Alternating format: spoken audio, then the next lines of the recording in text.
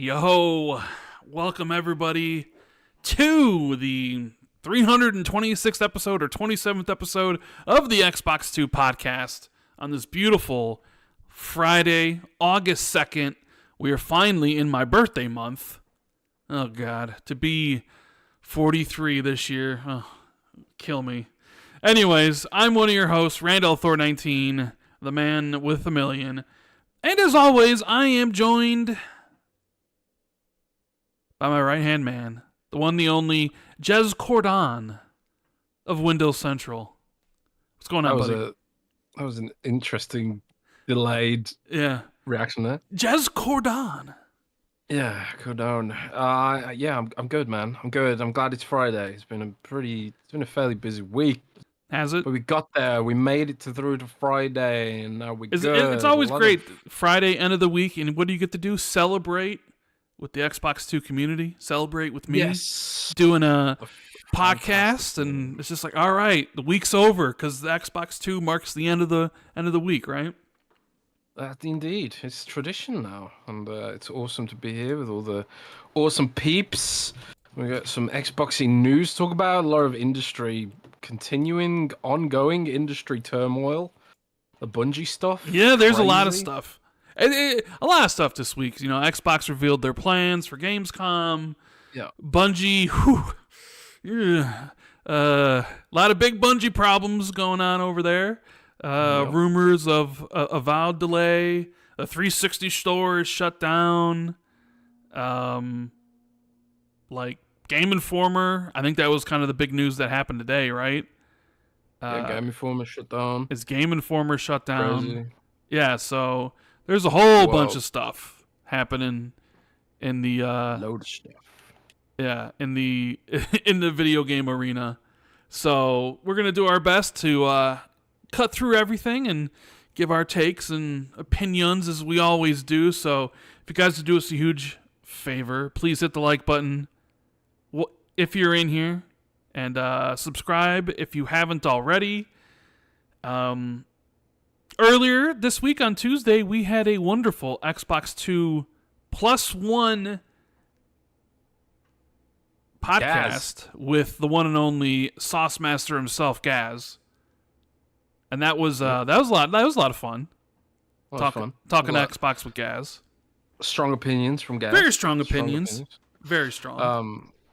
Yeah, and we talked about the future of Xbox and a bit of 360 nostalgia and stuff like that, and that's up on Patreon now. Link in the chat, but you can also hang on a couple of days and it'll go live on my personal YouTube channel. Yes, Jez.c. So yeah, that is true. I think we'll probably do maybe an Xbox 2 Ultimate this week. Next week upcoming. Yes, Xbox 2 Ultimate probably on Tuesday. Yeah, we'll play some games, do an AMA, ask me anything. Yeah. Hang out with the community. It's gonna be cool a fun time.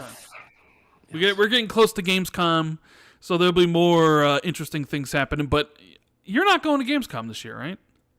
No, I'm not. I'm not going to Gamescom. You're officially there is no, because I remember last year you weren't going to go to E3, and then suddenly like a week before you're like, I'm going to E3. You got like a golden ticket and you're running on the street like Charlie Bucket, like.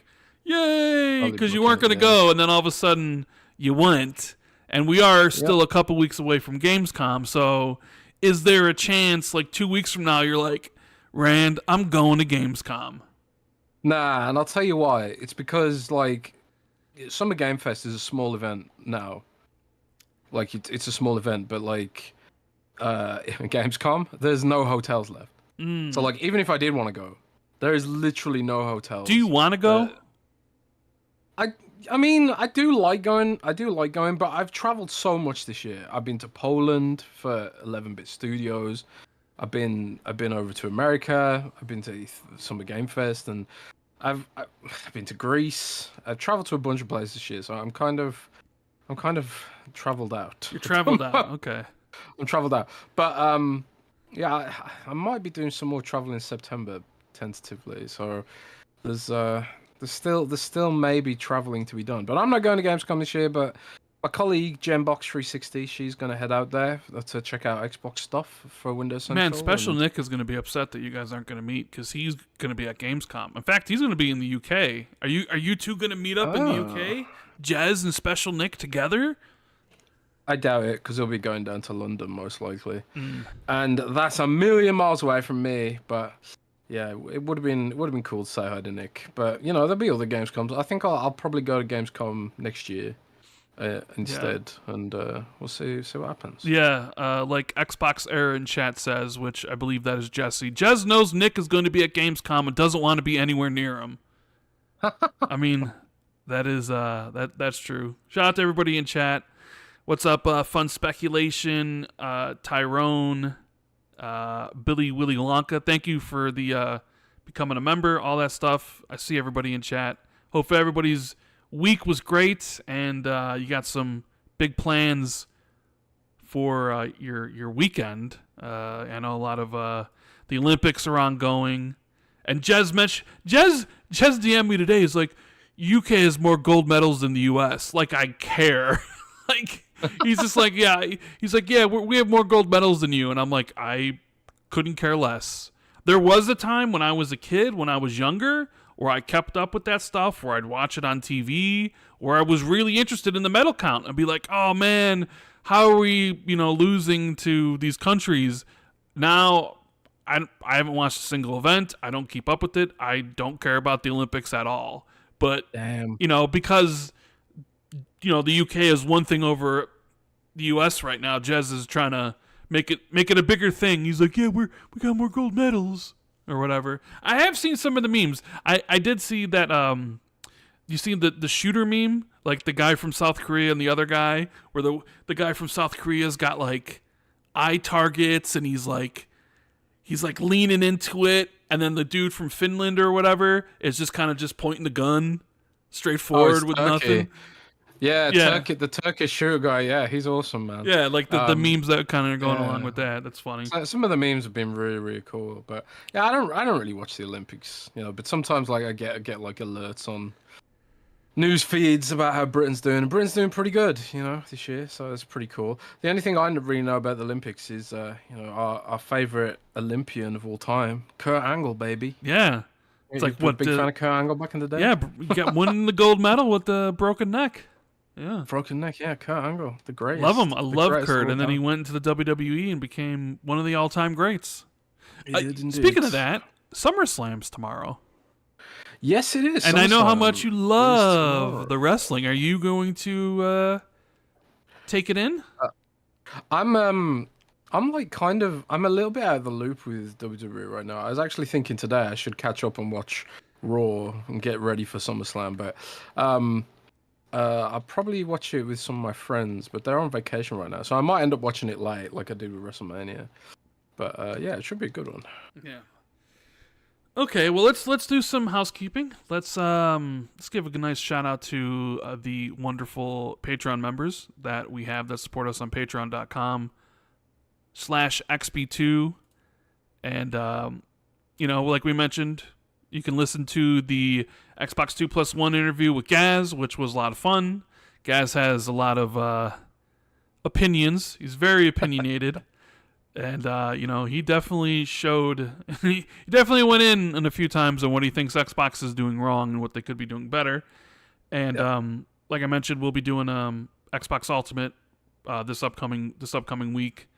Get your questions in. I believe that thread is up so we can answer all your wonderful questions at the end of the show. But we do have some shout-outs here I'm going to get to right now. We got Shrapnel, Inner Machine, Xbox Dave, Jay Peltier, Thurgus, Christian the Password, Holy Dark Death, Steve Stompy, James Wiseau, Tricks are for Trey, Battered Haddock, RB Dude 52C, Ryan Kipple, Foreign Object, Mythic Marty, Moronic Donkey 99, Randall Thor 19, Silas, Eric Gregory, James Moore, Fantasticals, Katriox, Bright Tundra 1, Discarded Caboose, Justin Duel, Frank Mariano, PB Bro King, Asa T and Madison, DZ Huffin, Wagerman, Achievement, The Scarecrow 121, Adam Bartolo, Darren Tropy, Prof JJJ, Ghostface Killa, and Wolfgang KPZ.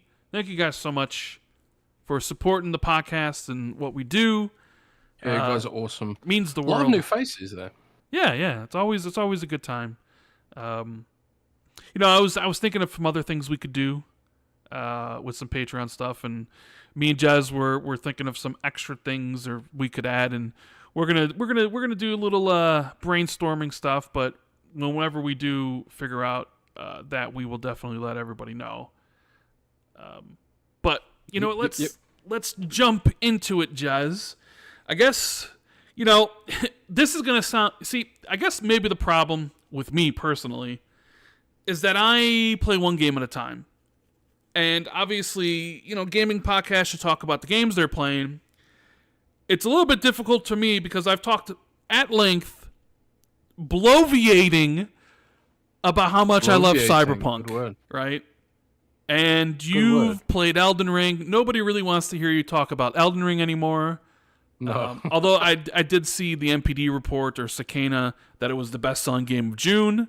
No surprise, because awesome. The expansion Shadow of the Erdtree came out and stuff.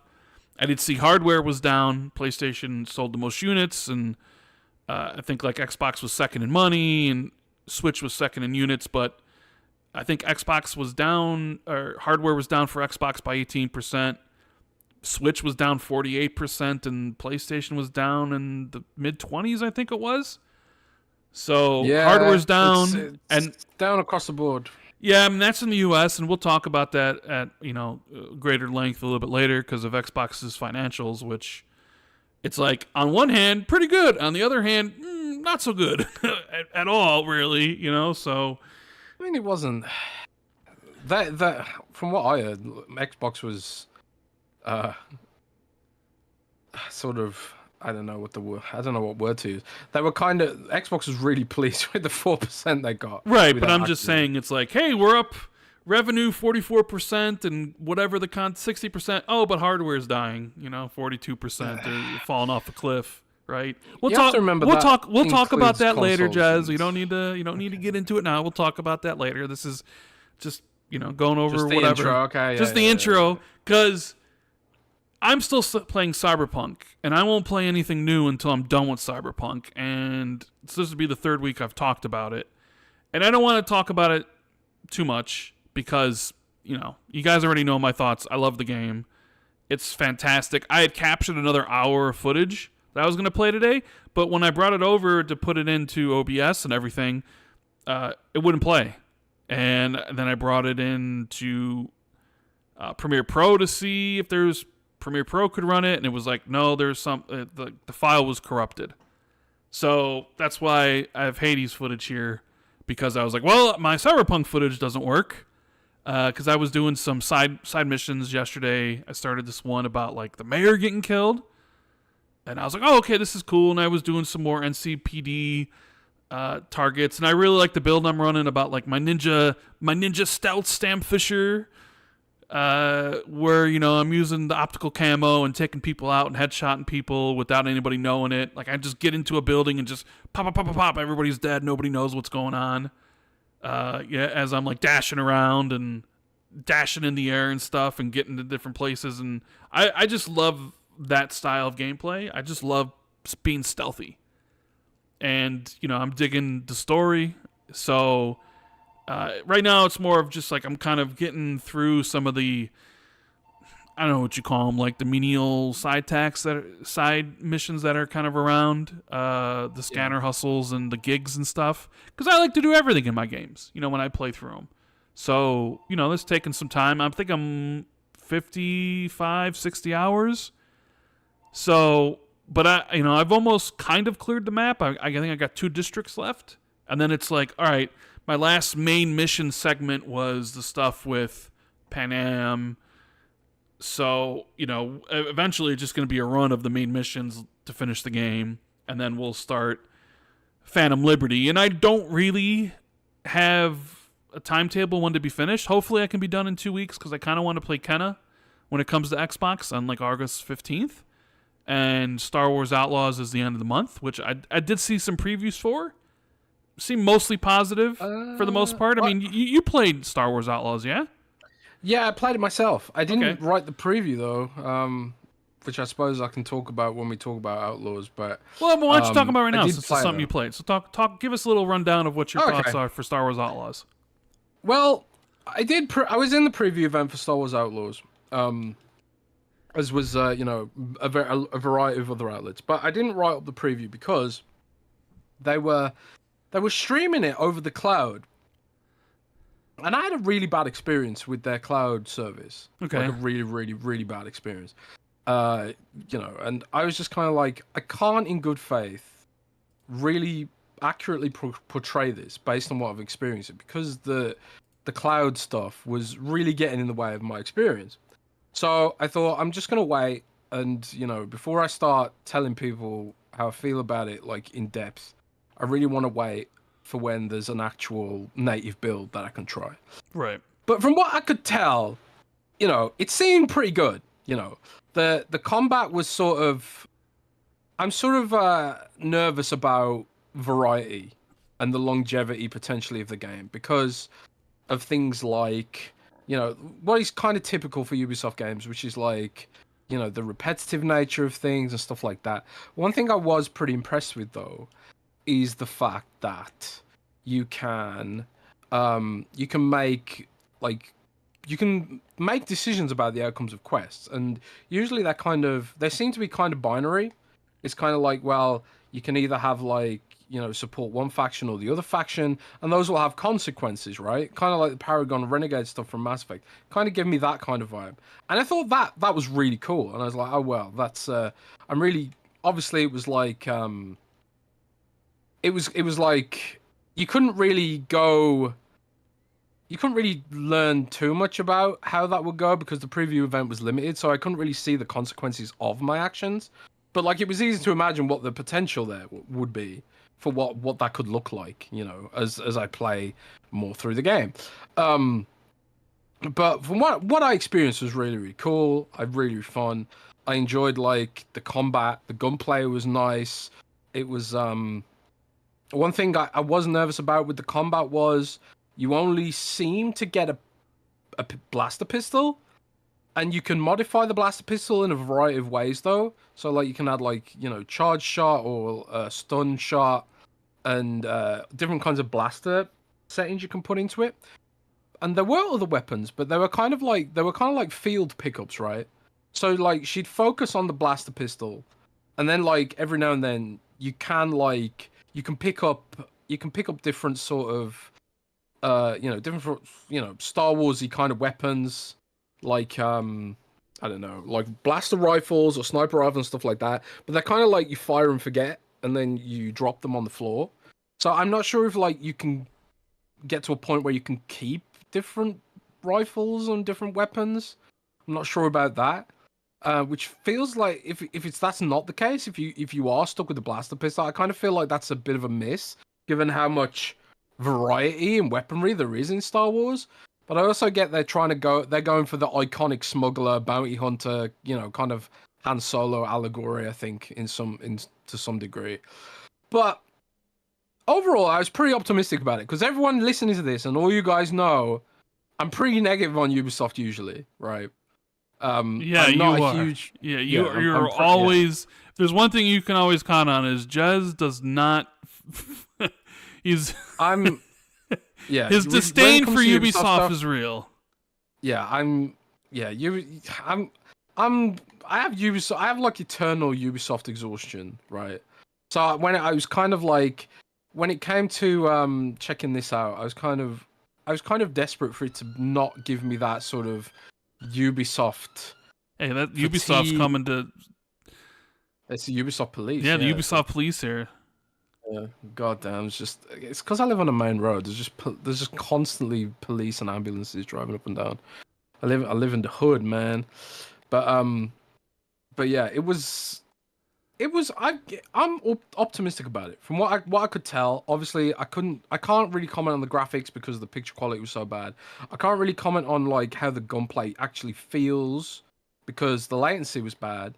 But my experience of the world and the story was overall really positive, and I think, like, I'm overall optimistic about it, which is not something I would usually expect to be saying about a Ubisoft game. So that's where I am right now with that, personally. Do you think you need to be a Star Wars fan to enjoy the game, though? Like, if you're not into the Star Wars stuff, then this game is just gonna, go over your head or whatever and not be enjoyable? Honestly, no. I think even if you're not a Star Wars fan, I think you will still get something out of it. Because one thing I will say, when I was driving across, when I was kind of like driving across the planes, it's kind of like split into hub worlds where it's like you go to a different planet and then there's like a huge sort of hub world with like loads of locations kind of connected with roads and a speeder and stuff like that, right? Like when I was driving around on the hub world, it kind of almost gave me a Red Dead kind of vibe. Ooh. Like I'm driving around and there's like Radiant quests popping up and stuff like that. Now that's interesting, because that was some of the coolest parts of Red Dead 2, were those the Radiant sort of missions. those things that would pop up in the open world that were unique. I mean, they would repeat. So I played enough of Red Dead 2 where sometimes you'd see it repeat, but that gave the open world more of an actually lived-in quality of like things that can actually happen. So they're kind of doing that as well in Star Wars Outlaws. Yeah, it gave me the vibe that's what they're going for. They're going for that Red Dead vibe of driving across a massive world and like having all this breadth of variety, settlements to explore and characters to meet and factions to work for and things like that.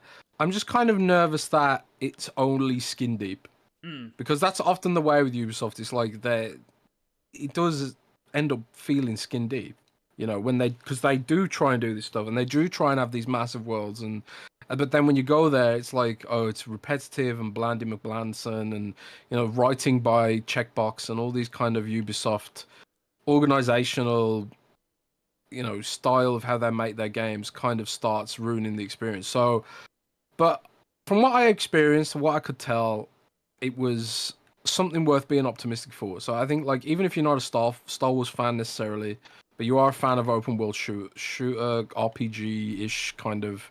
It's not really an RPG, but you know what I mean. It's, yeah. It's an open world adventure game, action adventure game. If you are a fan of those games, I think even if you're not a fan of Star Wars, you'll get something out of this, because at the end of the day, it's still a shooter. Stealth mechanics and stuff like that. Heavy on the stealth mechanics, I should say. Obviously, because she's a bounty hunter. Well, not a bounty hunter. She's a smuggler. She's Han Solo, right? I suppose she is a bounty hunter too, but yeah, cautiously optimistic. So we'll see what happens. Yeah, if you're being cautiously optimistic about a Ubisoft game, then that I played via the cloud. By the cloud, then you'd be like, well, maybe there's something to it. I do like Star Wars. I'm not the biggest Star Wars fan, and I mean the game was always on my radar.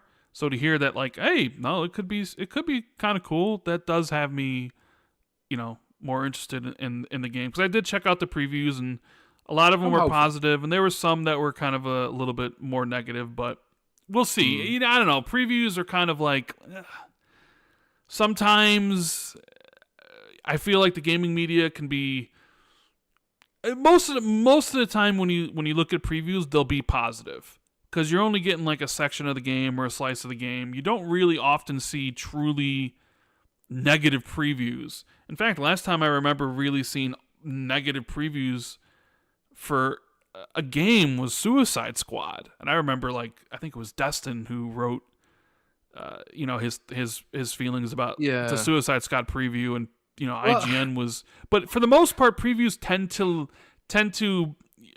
lay into like, hey, like positive, because they're giving the game the benefit of the doubt. You're only seeing so much, and then Yeah, I mean, honestly, I want to give games a benefit of the doubt, and I think like when they set up these preview events, they're done in such a way where it's like they don't give you too much, because those doubts that you might have. Like, I have doubts about whether or not the game's going to be repetitive.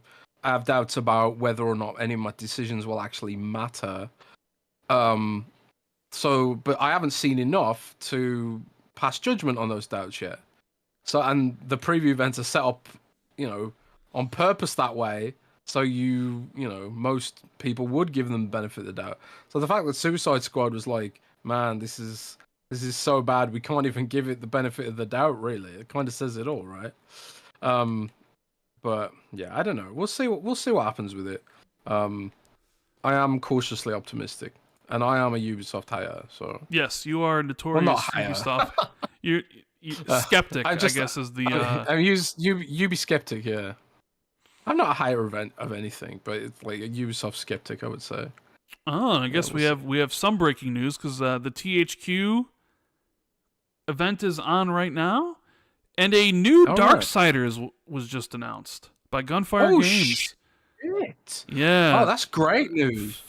Teaser trailer. Be prepared to ride again. So we have another Is this going to be Darksiders 4? Is this going to be the long-awaited 4-player co-op game that they tease at the end of Darksiders 1 that we never ended up getting? Because then we ended up doing Darksiders 2, which was kind of a prequel with Death. And then you had Darksiders 3, which was, I think, another prequel with Strife. And then you had the other Darksiders game, which was the 2-player co-op game, but that was more of a twin-stick shooter, which I actually thought was good. But yeah, we have people wanted though. We have another Darksiders game. Will they continue finally after the ending of Darksiders 1? It'll be interesting to see what comes out of that. So I'm intrigued. Yeah, apparently says, it won't be long until we reveal more about where the Darksiders series is going next, but for now, know this. The 4 Horsemen will ride again. Well, that sounds like a sequel to Darksiders 1, baby, with 4-player co-op. Where you can play as like Death, a live service game. Where you can play as War, Death, Strife, and I forget the other one. Pestilence, right? Yeah. Super cool. I really enjoyed Darksiders. I like Darksiders 1, but I've dropped off it since then.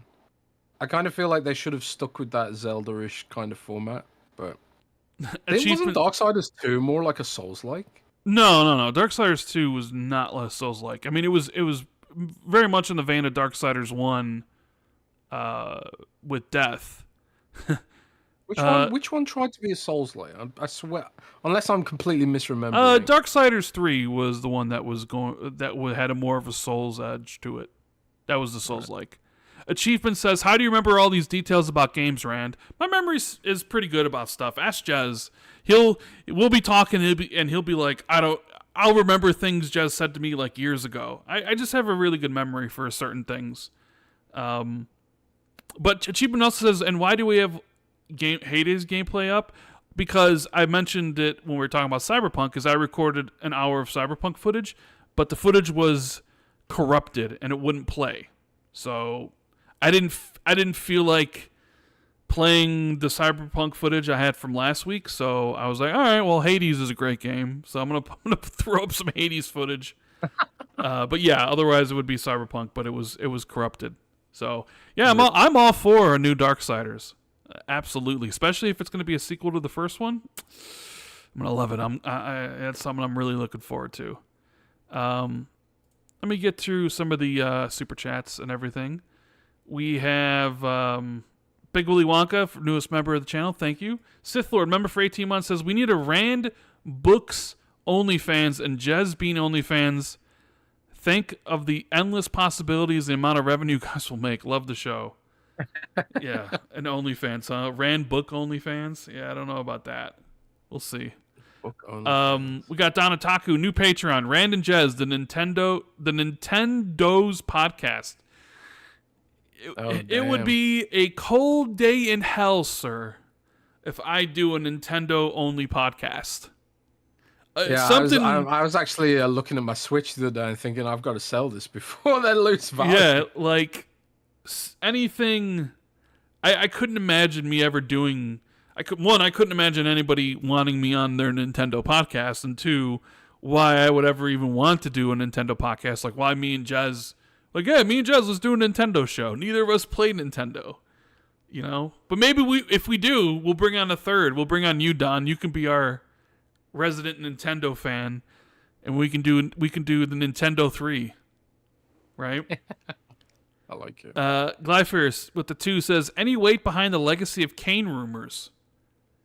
Yes. I mean, it's been rumored for so long, and people spotted it at San Diego Comic-Con. Although there wasn't anything that came out of that, though. There wasn't like, oh, I played the game or I saw the game. Maybe what it was just merch. It was just merch for the game. Okay. It was just merch for the game.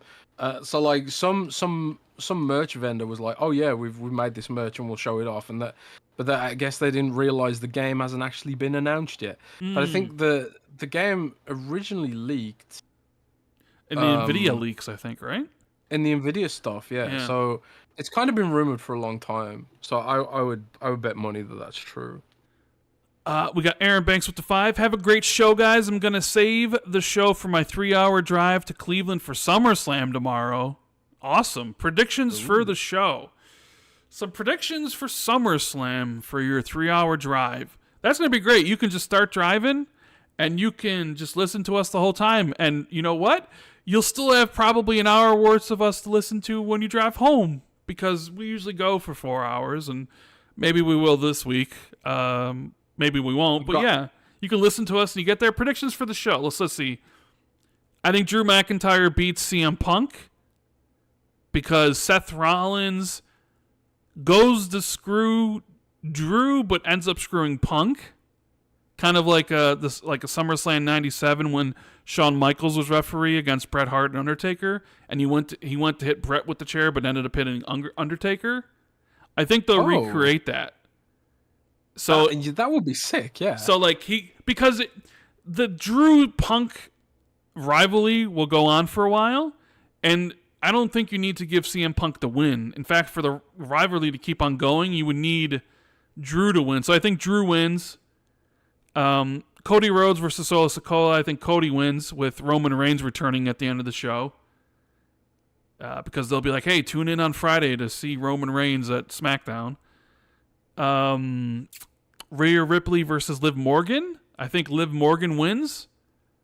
Either with Dominic accidentally helping her, or Dominic full on turning on Rhea Ripley and aligning with Liv. But I think Rhea wins, or I think Liv wins. What are some LA Knight versus Logan Paul?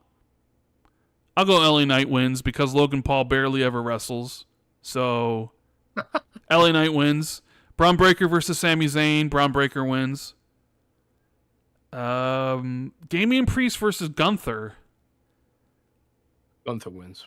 Yeah, I was going to say Gunther wins, but they do have the Bash in Berlin at the end of August. True. Where maybe you could run that again, but they've protected Gunther a lot. He's barely ever lost. I could see a scenario where maybe Finn Balor causes Damian Priest to lose. So I think I don't know if those are the ones off that I can remember off the top of my head. So those are my predictions. I'm trying. I think the other one's like Nia Jax versus Bayley. I think Bayley wins that one. We're a wrestling podcast now. Yeah, wrestling. We get a wrestling and book podcast going. Let's go. Let's go. We have Enigmatic Dreams with the 5. For the love of God, Square Enix, give me Harvestella on Xbox and a sequel. Also, give me Parasite Eve HD remaster. Also, thank you for all you guys do. Well, thank you for your super chat. Square Enix, hopefully dropping some more games. Harvestella, I've honestly never heard of that game. Me neither. But I have heard of Parasite Eve. I didn't play Parasite Eve. I believe that's a PS1 title. Oh man, I never played Parasite Eve 1, but Parasite Eve 2 was fantastic. Yeah. It was Resident Evil with magic. Ooh. But it was as legit as a survival horror as they come. It was quite terrifying, to be honest. There's some stuff in that game that was so messed up that to this day I haven't really seen like such a creepy game. It was really well done. You know, it was clearly a Metal Solid allegory, but Resident Evil, but it was so well done. Yeah. So well done. Really well. So I wanted to. Well, we got a $2 here in from Enigmatic Dreams. Harvestella is a farming simulator JRPG. Amazing. I thought it might have been something farming related, considering the title of the game is Harvest something. Jay Rembert says, well, with the 5, don't you go on Spawnwave, Rand? That's a Nintendo podcast. Ooh, yeah. I've been on Spawnwave, yes. Usually when there's Xbox-focused topics, but for sure.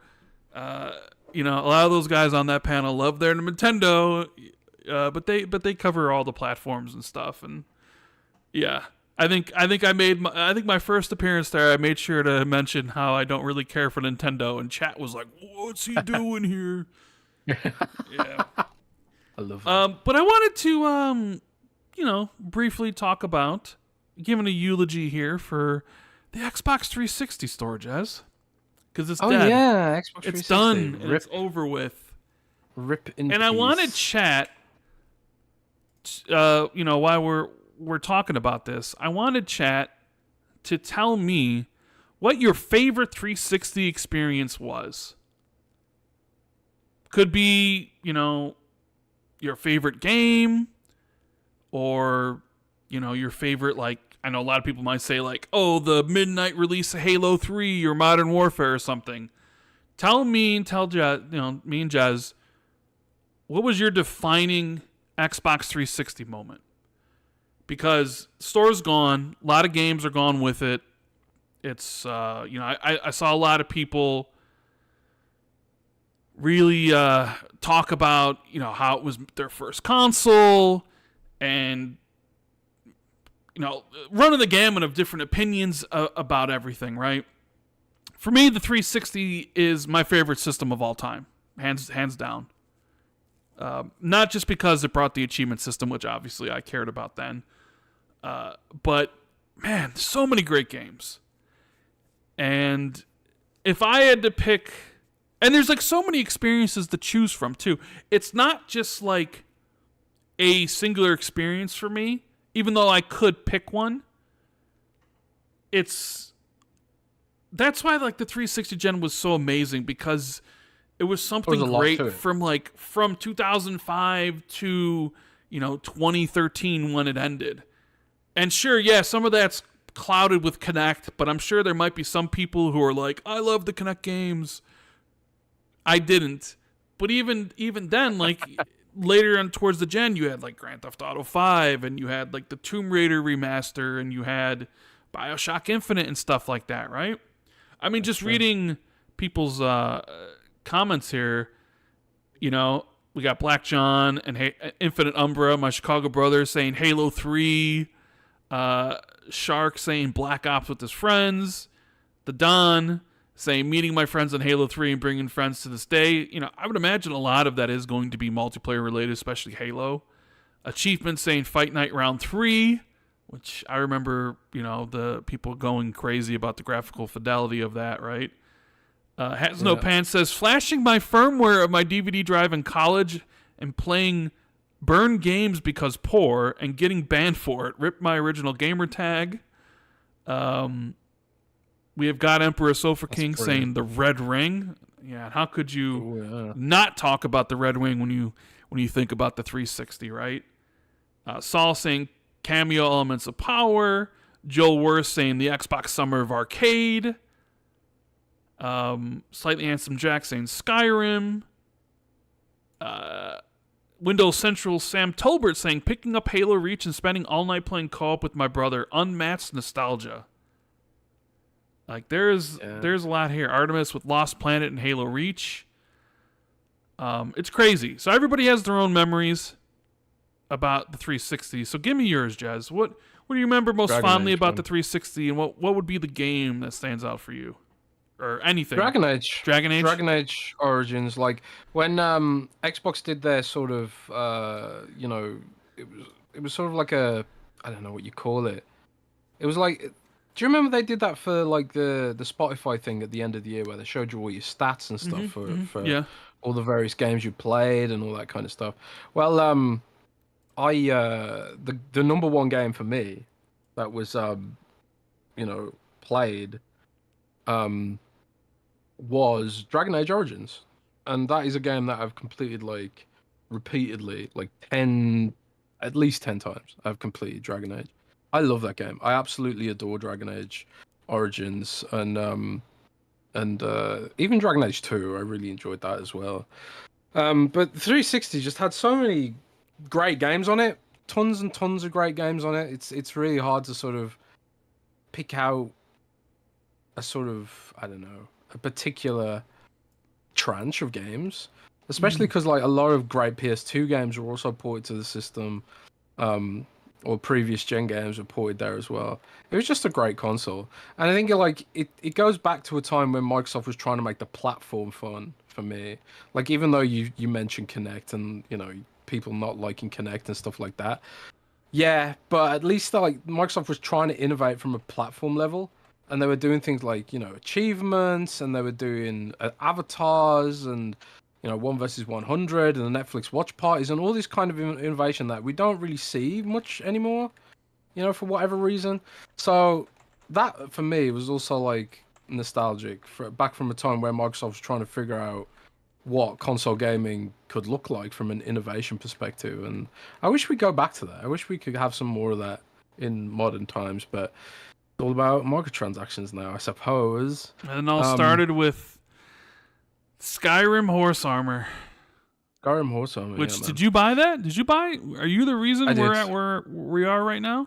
Yeah, it's all my fault. Oh I my bought God. the Horse Armor. Who bought the Skyrim's Horse Armor? Stand up and raise your hand if you're one of the people that bought that shite. I bought like pretty much every sliver of DLC that existed for Skyrim. Every single one. So I'm really big part of the problem there. But yeah, 360 was great. I had multiple ones because Red Ring of Death, funnily enough. I had every model. Oblivion, not Skyrim. My bad. I said Skyrim. I meant Oblivion. Oh, yeah. You guys know what I meant. Yeah. Oh, was it Oblivion that did the? Yeah, it was Oblivion that had the horse armor. Well, I had in that too. And also the Oblivion DLC was, what was it called now? Was it called Shimmering Isles? Shivering Isles? I can't remember. That was great too. I suppose just like also the Xbox Live Arcade. I saw a post on Reddit, and I wonder if you played this or if anyone in chat played this. Gotham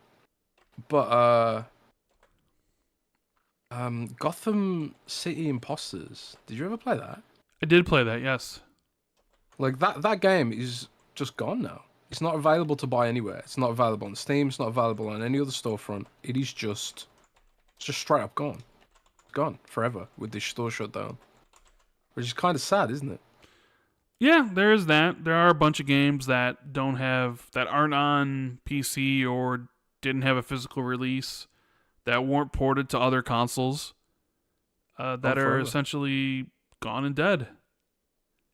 Zip. But man, when I think about the 360, obviously I think about Halo.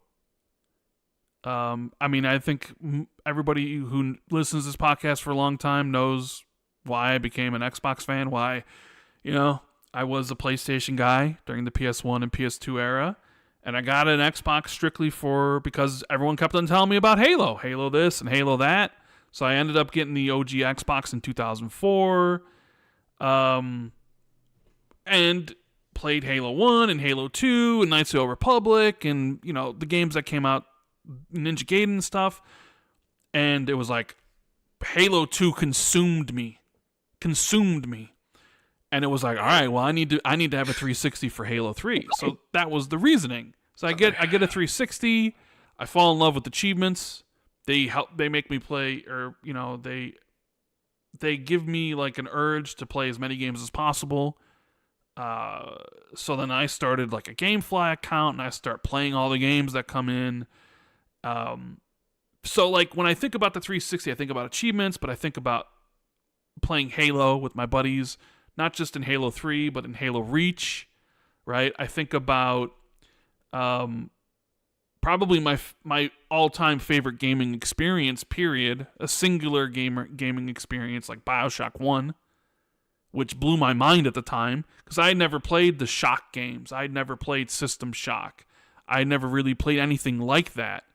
So when I went and sat down and played it early before the reviews came out, my little brain just exploded through the storytelling and everything that BioShock had to offer. And, like the Gears and Fable and like every single huge experience that you could have with the Xbox 360. Like the thing is, it's like I'm saddened because you should always, what's the saying? Don't be sad it happened, or don't be sad it's over, be happy it happened, or right? Isn't that the saying? Yeah, that's the saying. But the thing I think about most is I don't think we'll ever get back to that type of gaming again. Because we were in an era where live service hadn't taken over. Everything was still really mostly about single player with additional multiplayer modes, right? Games and sequels could come out 2-3 years later, right? And a lot of people and gaming and the games themselves were still cheap. So while you still had your big boys, you also had what I would call the B tier games come out that would compete against them. And everybody was trying new things. You had Xbox with the Summer of Arcade, dipping their toes into that. It just seemed like, oh man, like look at all the cool things going on. But now gaming's so expensive. The AAA industry really doesn't want to take any risks, right? Because of how long everything takes to make and how expensive it is. The live services are all about extracting as much money from their player base as possible. So it's all about skins and updates, and they don't make new games, and it's just about updating the same game from 2015 and 2017, and like all the like creativity and stuff is all on the indie side of things. But there's so many indie games that it's very tough to wade through all the trash that comes out on the indie side of things to find the gems that do come out. And I just don't, maybe that's just the way it's going to progress, but I feel like gaming peaked then, and we're kind of just riding its coattails as slowly as it goes on in time, and it will never reach the heights. At least for me, I'm speaking for myself. I'm not speaking for anybody else. I'm speaking for me of what it happened during that generation. Yeah. See, I fundamentally disagree. And I am someone who likes to look forward, and I feel like I don't get as nostalgic as some people for like the old days and gaming was better then and gaming was better this, because I'm thinking about Elden Ring like specifically and Cyberpunk and some of the amazing experiences I've had in this gen. No, but like it's just I don't have an exhaustive list in front of me, but I've played a lot of great games in the modern era, that are still sort of carrying that torch of traditionalism. Baldur's Gate 3, for example, and the Armored Core and Sekiro and all these kind of traditional games, which are still within. They could have released last gen, but now they release this gen just with better graphics and all that other kind of stuff. So like, I agree that like a lot of the industry has been mopped up by service games. And it's probably going to get worse before it gets better. But at the same time, I don't think there's no hope. I think like if our audience, our core audience, still wants these kinds of experiences, I think there'll still be people that step up to make them. I really do fundamentally believe that. I mean, maybe they'll come from indie devs, maybe they'll come from AAA devs that downsize a bit, and we just have to accept that maybe instead of Hollywood actors and photorealism and cutscenes and stuff, and tons and tons of voice acting, they might just sort of pull back a little bit more and focus maybe more on raw gameplay and innovation.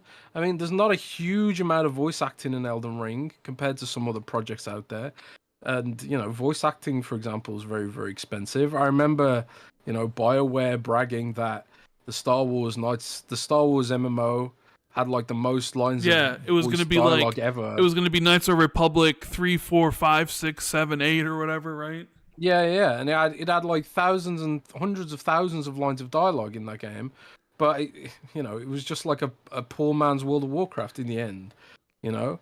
So sometimes just spending tons of money is not the way to go, and I think like a lot of publishers are fundamentally realizing now that they can spend money on Hollywood and all this stuff, but fundamentally a sort of more affordable but gameplay that is hinges entirely on gameplay is potentially going to clean up, Well, yeah, every I mean, time. So obviously, I could be a victim of nostalgia myself, thinking about all the stuff or yearning for a time where I didn't have a lot of responsibilities. During the 360 gen, I was to say 2005, so I would have been like 24. You yeah, know, it's like long time maybe, ago, man. yeah, I know, right? So it's like maybe I yearn for that age, and it's like what I was doing then. It's I my just age I just again. love the 360 so much, Yeah, I and feel you, man.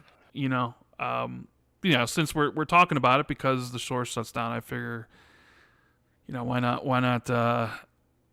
talk about it and tell why we love that gen. Oh, I didn't love the Red Ring of the Death. I think I went through 6 systems, and I guess it's a testament to how great the 360 was, because if any other system had done that, you would just jump to the competition.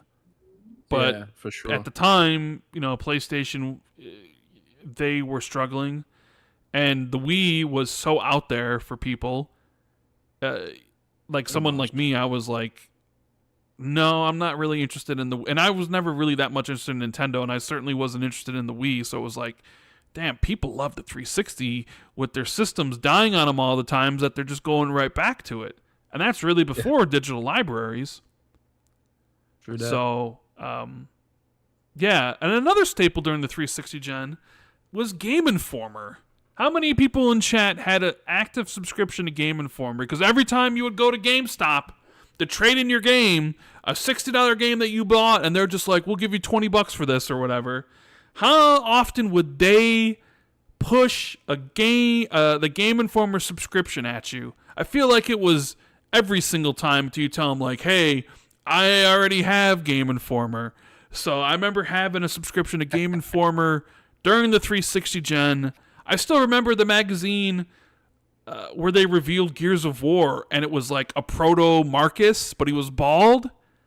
And oh man, how cool it was every month getting that magazine and reading all the features and the rumors and the pictures and the ads. Oh god, Game Informer was the shit. See, I EGM was never, I great. never had, and I don't think did we have Game Informer in the UK? Because someone in chat now, I didn't really do game magazines very much as a kid, but I have seen a huge outpouring of love for Game Informer. Obviously, they shut Yeah, down today If you after guys didn't 33 know, the years. reason we're talking about it is because Game Informer shut down today, and apparently they nuked the Owned by website. Game. So if you ever wrote anything for Game Informer, tough luck, your article's gone. Yeah, the parent company of GameSpot is just like they're brutal. It's not the first time they've done something like this. Which is why, like, if you're a writer and you've written something you're proud of, back it up because the parent company will just Yeah, destroy they it. don't care. They don't care.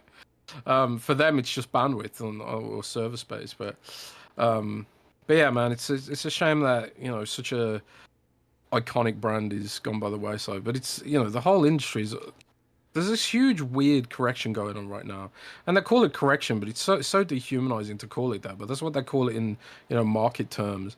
Like Intel is laying off upwards of 18,000 people. I think they said in their email that it was going to be 15,000, but like some analyses have Mhm. suggested that it's actually going to be much closer to say like 18,000, which is it's one of the biggest tech layoffs in history. It's like even bigger than Google's tech layoffs, notorious tech layoffs from the early 2010s. Absolutely astounding amount of layoffs going on there. So there's this weird shift about like where there was just this huge amount of growth in a lot of sectors during the pandemic, and a lot of companies were like, "Oh, we got to capitalize on this shift in user behavior as quickly as possible." So a lot of companies just spent as much money as they could to grow and take advantage of this new audience they effectively had. And the new audience was, the people that were stuck at home. For Intel, for example, people were buying computers left, right, and center, and there was a lot of demand because people were setting up home offices, for example.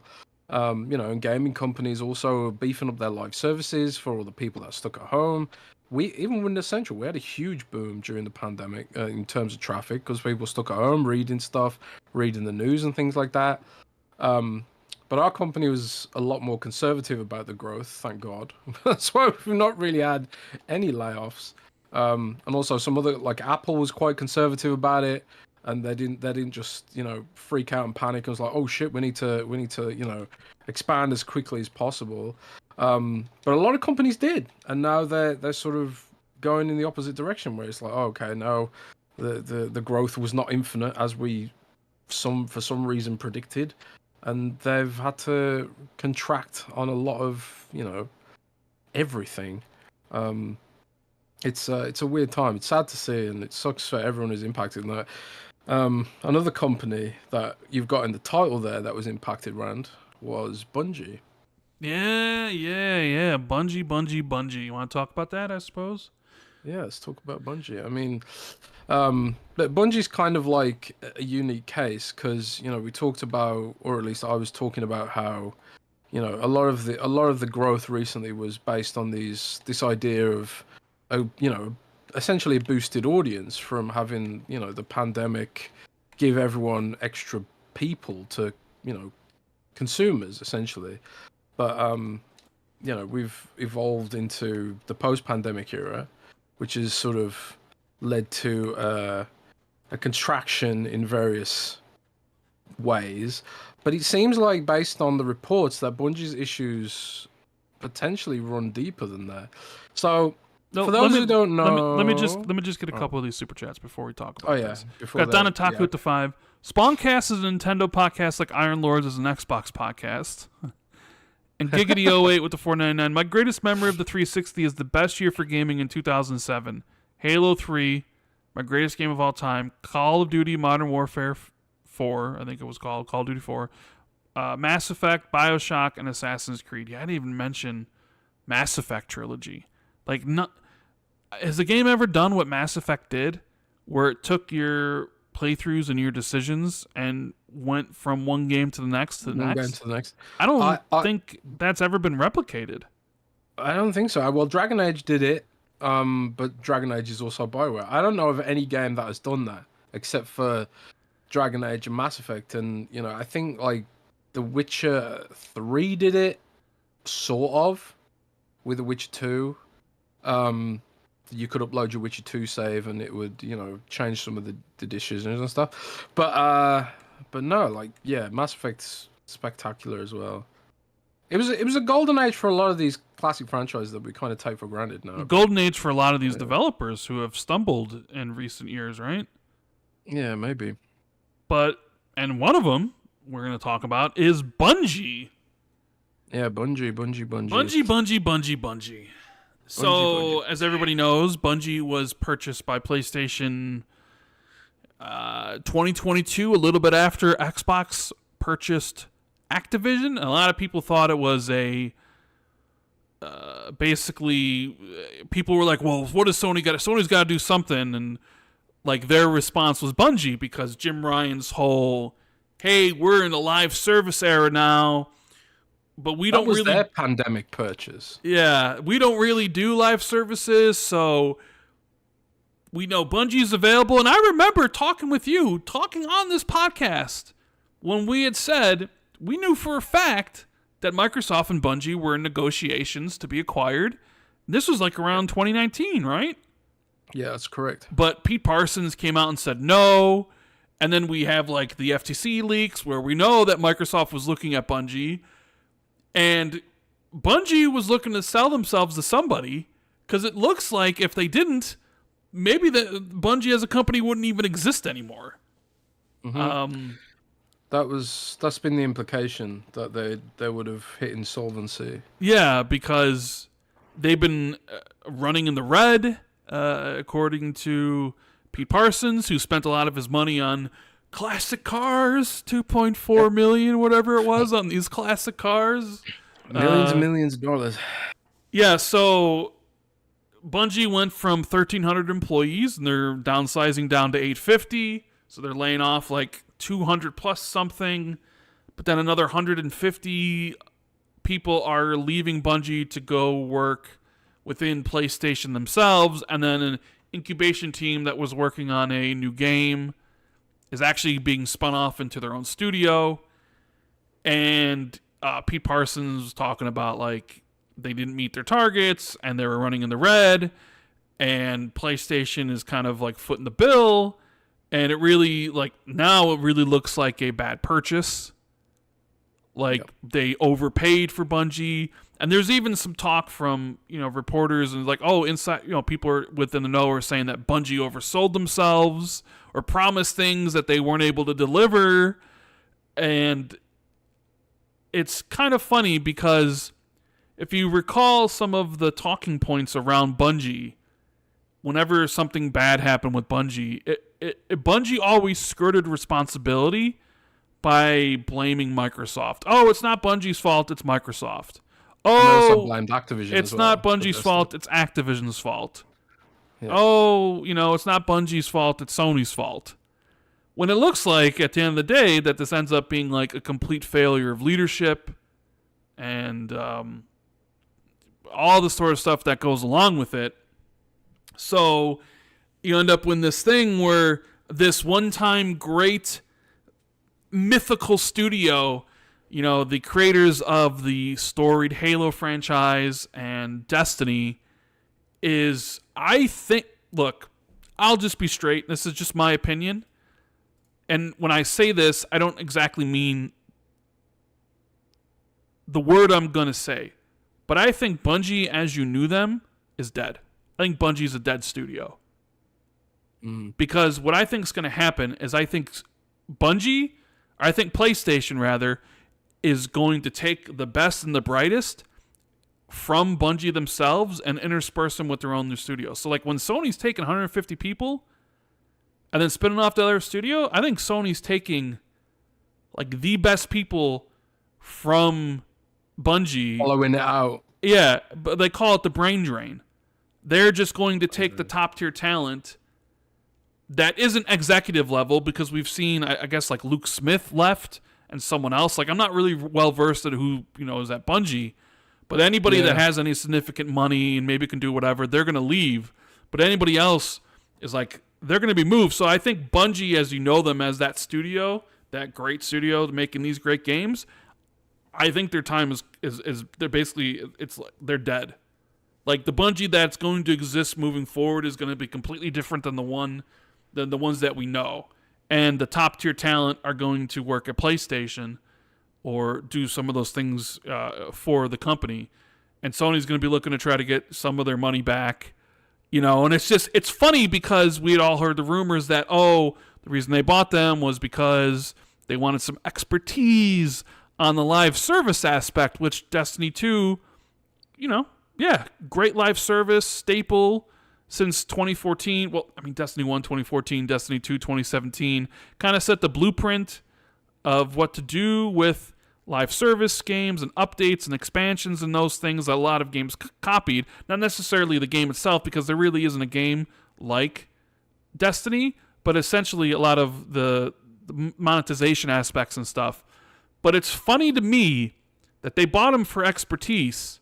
And we know the rumors about how they, sat in and gave their opinions about the Last of Us Factions game. And Naughty Dog took that to heart. And we know they eventually canceled that and gave their opinions about, like, Concord and other games. When in reality, they couldn't even run a financially successful live service game themselves. Yeah, do you remember what I said? Do you remember what I said? Do you remember what I said about those rumors? What? What did you say? When there were rumors that Bungie had poo-pooed Last of Us Factions, do you not remember what I said? How ridiculous it was that you were... I think you said if you're relying on Bungie to tell you how to run your live service game, then you got some severe problems, right? Yeah, like, and it's the reason is because I'd heard so much stuff about Bungie being just an or Destiny just being this unworkable monster. You know, like it was too expensive to run, monstrously expensive, dedicated servers, very sort of light monetization, and expensive to build for because I wouldn't call uh, Destiny's monetization light, but dude, compared to like Genshin well, I mean or that's a like gotcha game, but yeah.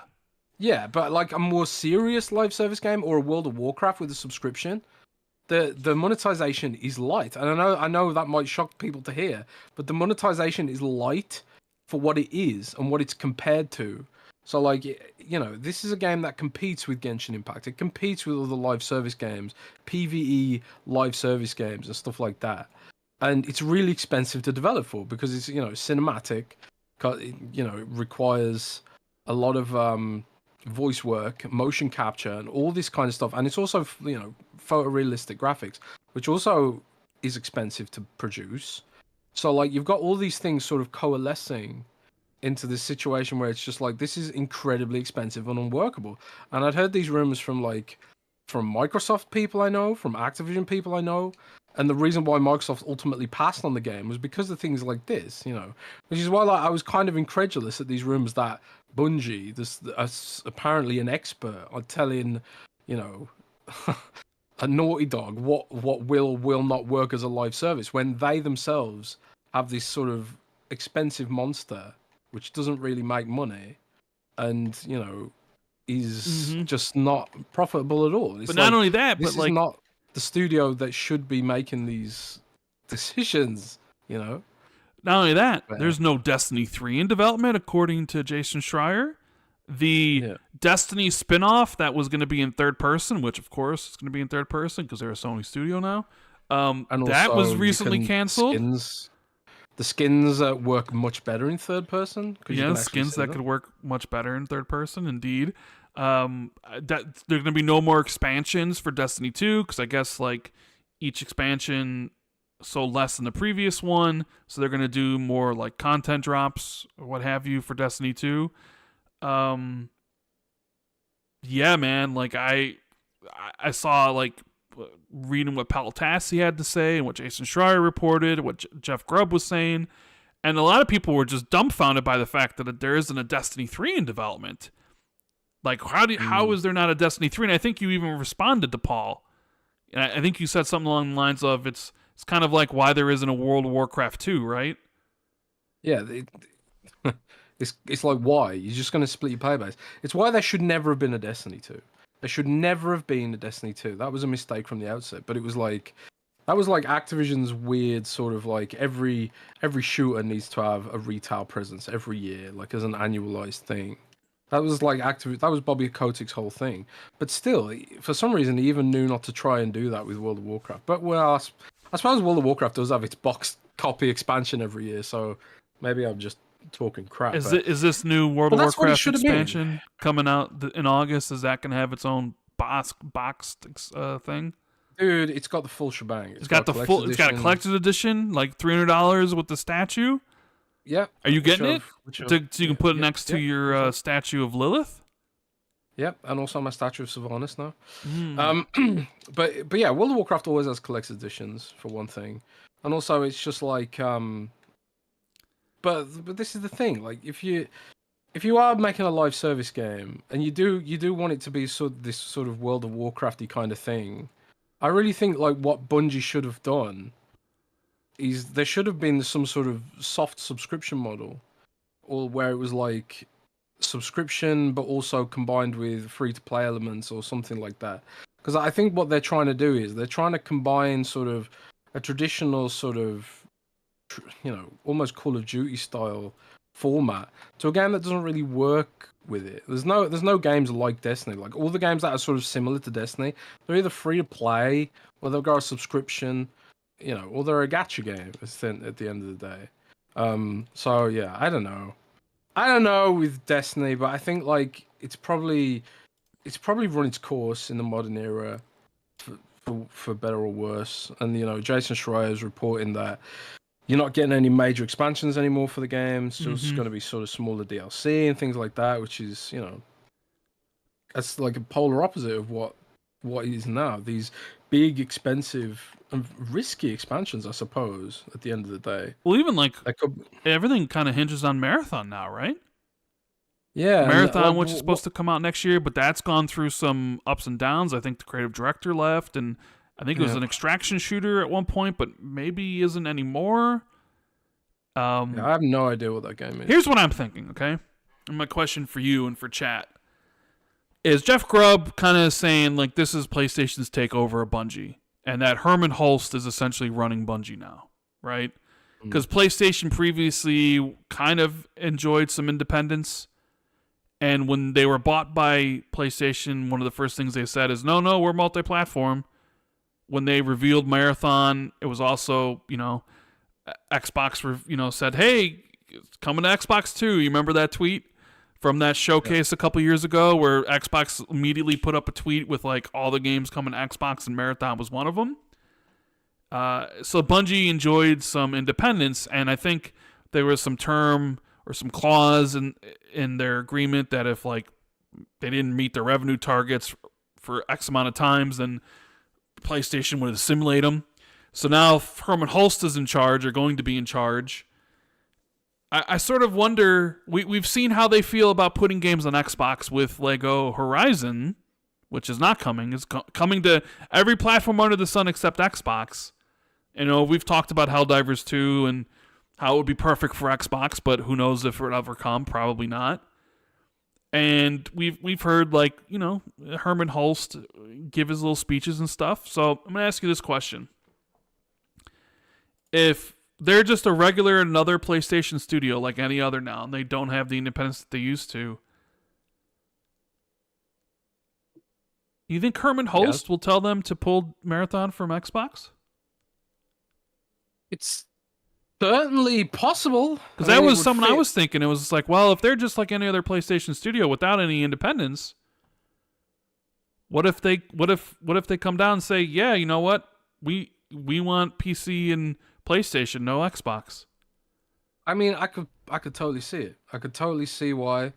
I could totally see why they do that. It's Sony's MO. And also, why not? They're not beholden to doing that. They're under no contractual obligation to bring an Xbox version out. So yeah, unless they are, I don't know. Maybe they are. But maybe they're not. Yeah, I don't know. I mean, at one point, like, Microsoft or Xbox owned shares within Bungie, and I don't know if that's probably not the case anymore. But Marathon was announced for Xbox. So my first thought was, well, we know how they feel about it. So I was like, what if they just say, no, Marathon's PS5 and PC only? Or if they're like, well, no, we actually need the extra revenue because of how big the studio is. Granted, we're not supporting 1,300 people anymore, but we still have to support 850. And who knows if Marathon's going to be a success, because it may not be. So we need to release it in many places as possible. I don't know. It was just a thought I had. I don't know. Chat, what do you guys think? What are you guys saying? Do you think it's possible they pull it?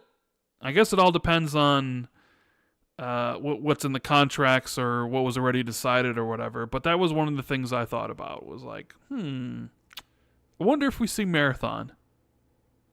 I wonder if we do. Maybe we don't. Because that game's not supposed to come out next year. So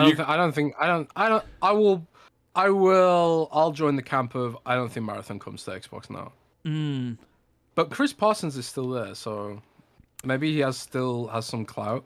I've got a feeling like, because usually if something spectacularly disastrous had gone like this, usually okay, it's the CEO be cut. So the fact that he's still there suggests to me that he still has some kind of stake, maybe, in the company. Or maybe I did see some of Jason Schreier's reporting where he said that some of the people that got laid off hasn't had any of their PlayStation buyout stuff vest yet because they haven't been there long enough or something. So maybe it's like Oh, they're just, their shares didn't vest yeah. because sometimes like when you man, it's funny sometimes when you get like acquired or whatever, one of the things they do to try and sweeten the deal and keep you in the company, it's like, oh, if you stay with us for 3 years, you get all these shares or whatever. But obviously with these layoffs, they ain't getting jack shit, and there's probably like a class action lawsuit that could potentially occur there. Well, yeah, because there was there's that some fine print where they're like, a whole bunch go of on. like $1.4 billion that that Bungie got for the employee retention bonus. You remember? I saw some reporting that there's some high up people at Bungie that made some good money out of that. But like Pete Parsons out here buying $2.4 million of classic cars or whatever, and man, like it really seems like a lot of people are putting the blame at his feet, which poor leadership. They should put the blame at his feet, and not only that, like I think in a normal company he'd be gone, which means I think like similarly with the whole Activision thing, right? Because they had a partnership with Activision of some description, but also gave them like a huge amount of control, and I think like he must be pretty good at doing these deals and basically ripping off of the companies. And just being like, okay, yeah, give us this XYZ and this much money, but also I still want to have this much control and clout. And you think like usually that's probably like a smart thing to do, or businessman like, but it's clearly like this guy's leadership is the issue, and the way they've sort of structured the company and structured their plans, and instead of doubling down on Destiny, they went off and did like a million other projects, and which I think was probably the wrong thing to do. It'd be like the World of Warcraft team ditching their commitments to the hardcore WoW players to go off and split off into several different teams and do different games based on different genres. All the World of Warcraft spin-offs have been from partner studios instead. So yeah, I don't know. It's kind of a shame that he's not. It doesn't seem like he's going to get any of the punishment here, and I highly doubt he's very popular within his own company now. Nate92 in chat says blaming the CEO is a brain dead take. Well, I'm. It's like, bro. I mean, this is not a unique situation. Like, Bungie's had these issues for years. Destiny's had these issues for years. The fact that Activision spun them out. That is a red flag. The fact that Microsoft rejected the negotiations, that is also a red flag in my universe. So I don't think it is a brain dead take to blame. Well, I mean, the CEO even here. Jason Schreier's reporting, like the people that he talked to said, like the blame at least a lot of the employees were laying at the feet of the executive leadership team, specifically Pete Parsons. It's weird. It's weird how people sim for CEOs, man. It's like if CEOs aren't there to be accountable for the direction of the company, what the fuck is the point of them? What the fuck is the point of them? Put an AI in charge. If they're not to be held accountable for the direction of the company, then fucking put a robot in charge. So fucking weird that people sim for CEOs, man. But JD V plays with the Super Chat 499. Bungie took PvP players for granted and recycled PvE content constantly. It's a shame, but they did it to themselves. Rip real Bungie. Yep. So we'll see what happens, because this isn't the first time Bungie's had layoffs. They had layoffs a little bit, I think last year, but this is kind of like pretty huge. And there's a lot of in-depth reporting going on. Like, I'm kind of shocked that there isn't a Destiny 3 in development. And it's kind of the other game was canceled or shut down, and it's like, man, what does the future of Bungie look like? What if Marathon's not what we all think? Like, everybody's like, oh, Marathon will be a huge hit because it's Bungie. Like, will it? I don't know. I mean, there's a good chance it could be for sure. But that game's gone through some changes and stuff. So we'll see. We'll see what's going on, what the future holds for Marathon and for Bungie. What do you want to talk about next? Let's talk about a studio getting a third studio, Jez. Playground Games. So yeah, that's interesting because it kind of flies in the face of the narrative that the industry has got to downsize and shrink and all that kind of stuff. But nope, Playground Games Playground, getting further investment, yeah, which is Playground getting nice. a third studio. Well, they made sure to mention that at one studio, work is still going on the Horizon franchise, which we assume is Horizon 6. There was some talk that maybe we'd see it this year. I felt it was more maybe 2025, but even still, like, the question remains, like we had talked about previously, will they release Fable and Forza Horizon 6 in the same year? To be determined. So they're still working on Forza Horizon. I don't know when we'll see it. Maybe we'll see it next year. Maybe we'll see it in 2026. And they had the other studio that was doing the work on Fable. And then they built this third studio that I guess also is working on Fable. At least that's from what they said. Seems like that. Yeah, Fable seems like a massive project. And it's more affordable to build this kind of stuff in the UK right now, I suppose.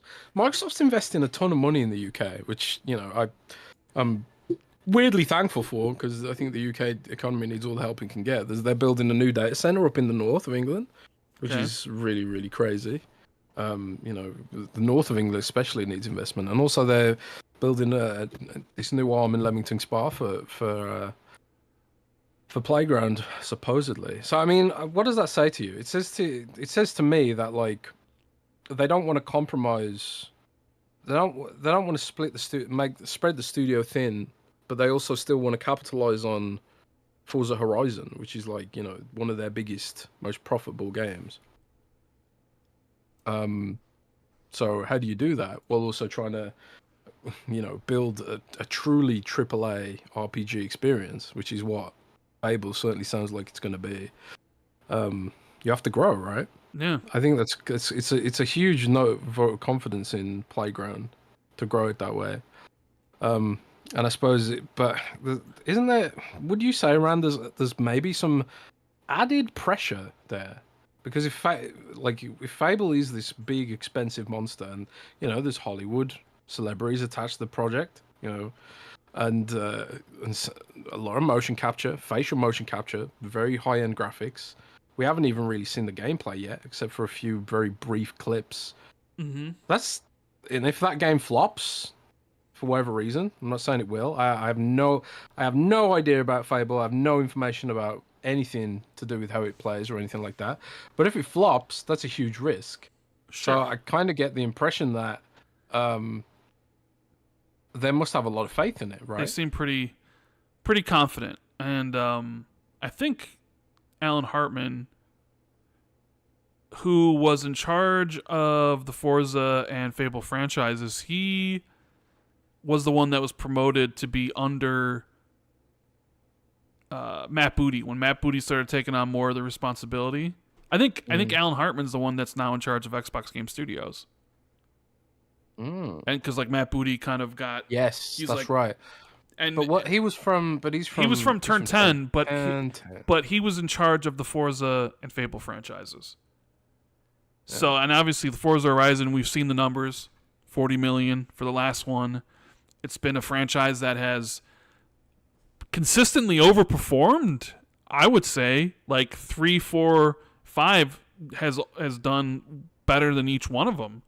Like when you look at the numbers and stuff, like, and even the Metacritic has stayed consistent. I mean, it is they basically dominated the racing genre. They took a spin-off of a franchise and turned it into the number one racing franchise in video games, and now you're talking about making the racing studio churning out an action RPG, which is a heavily contested space. But now you're opening up a third studio to support it. We know that their co-dev is like Eidos Montreal, which is pretty studio with a large legacy. They've shown it the last two E3s, and everything I've always heard was that they're very, very, very what's the word I'm looking for here? They're very bullish. Yeah, they think they got something with Fable, and I mean, I think it clearly shows like the amount of time that has gone into the game.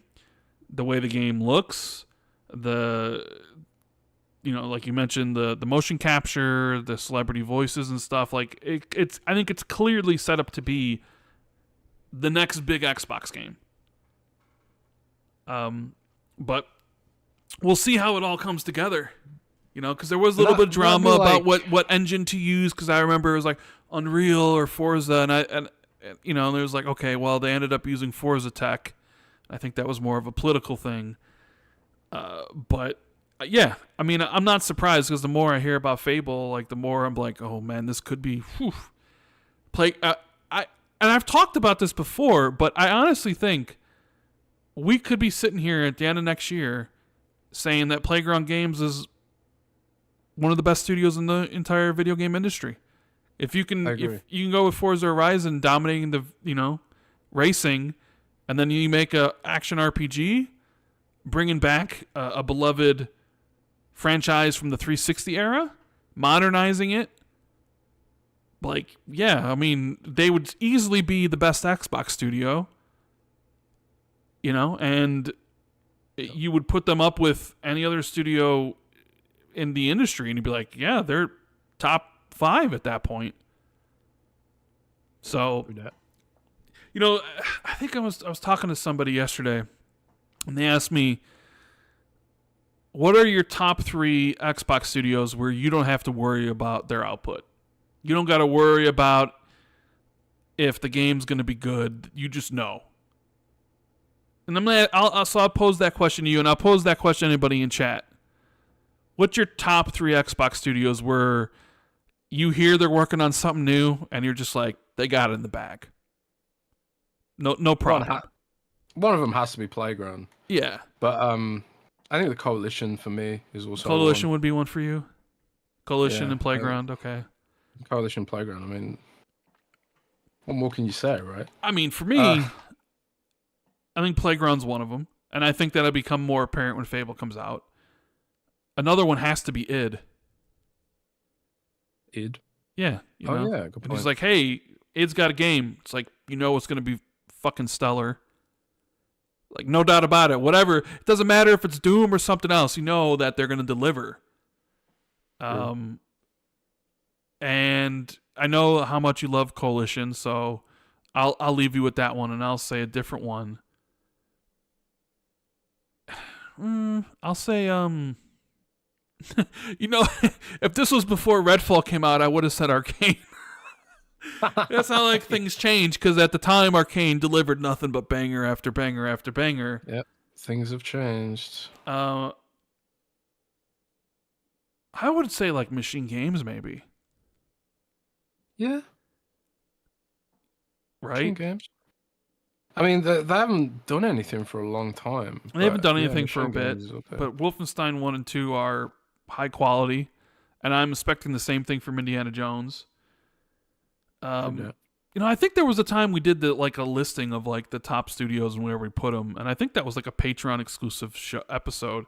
I wonder after, next year or the year after, if we should go do another one of those, where it's your faith in each one of these studios and where you would put them or whatever.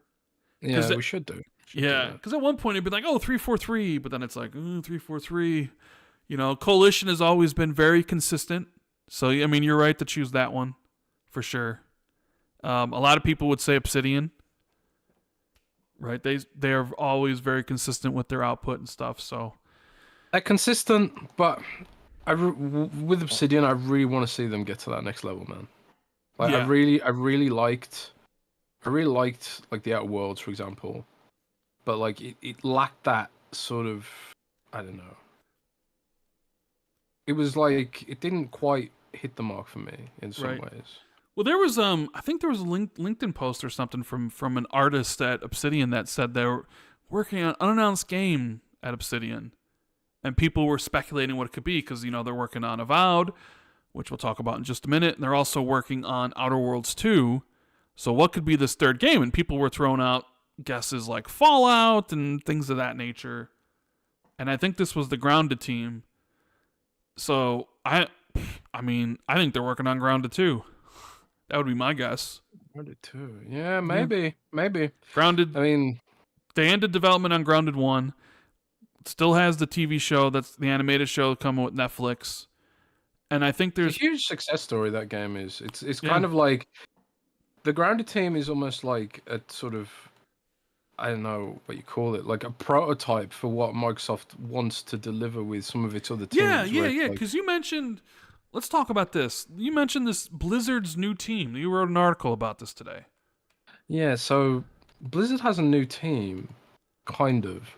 Kind of. Was this the rumor? There was a rumor going around that like a bunch of people from King had left or to join Blizzard. Is this that thing or is this something different? Yes, it is. It is. So people noticed that on LinkedIn, a lot of employees from King had sort of changed to Blizzard over the last few weeks, and I started doing some digging, and lo and behold, it's true that they have basically made a new studio made up of King employees, but also other employees like inside Blizzard, inside the Blizzard sort of ecosystem.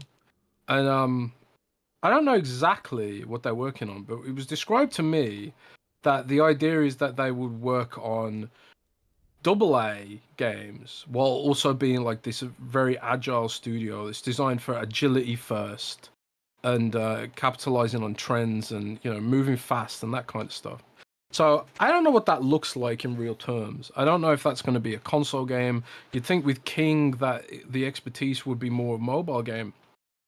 But you don't often hear the word AA attached to a mobile game because I don't think AA mobile games really make any money. But then again, this could be part of Microsoft's initiative to build their own mobile gaming store. And if you are doing that, then yeah, you need content for that probably, right? But at the same time, I don't know if you can really apply the phrase AA necessarily to mobile gaming. Because, if you are making a AA mobile game, you're probably asking for failure from the outset. Mobile games to get really popular and get going need absolutely mammoth-esque amounts of marketing. And maybe Microsoft's just like, well, our new mobile game store will do the heavy lifting or something. And maybe it's just, a sort of ill-advised experiment. But it does seem to be part of a wider sort of push that they want to do where, the studios are more grounded team-like, where they're smaller, more agile. They can capitalize on trends and make sort of these smaller kind of passion projects that maybe they do end up becoming like a big deal, like Grounded did. Like Grounded has to be a monstrously profitable game, considering how much it costs to make relative to, how much money it's made and stuff like that, right? So that's kind of what it seems like the situation is that with that. Although we won't know for sure what they're actually working on for the foreseeable future, I expect. Right. So, I mean, you think this is a good idea? I mean, it hinges on what they're working on, If they're working on, like, sort of smaller games, oh, yeah, and also important to note that they're working on games based on Blizzard IP, so, Diablo, Overwatch. It's interesting. StarCraft and Warcraft. So, it depends ultimately what kind of game they're making. So we could see, like, a Warcraft-inspired Balatro. Maybe, like I was thinking like maybe it's a Warcraft-inspired Vampire Survivors or something like that. But I don't think you need like, I think the studio's like 80 people. I think you need 80 people to make like a Balatro clone or a Vampire Survivors clone. Well, no, so but I mean, but if you could make this could actually be something, this could be a thing, But yeah, we'll have to wait and see. It's going to take time to manifest, I think. That's interesting. Because remember when we were talking about in the like I think it was like the episode right after Tango Gameworks got shut down, and we were discussing, okay, you had Tango, which put out this great game, this highly critically acclaimed game, and for whatever reason, you shut them down.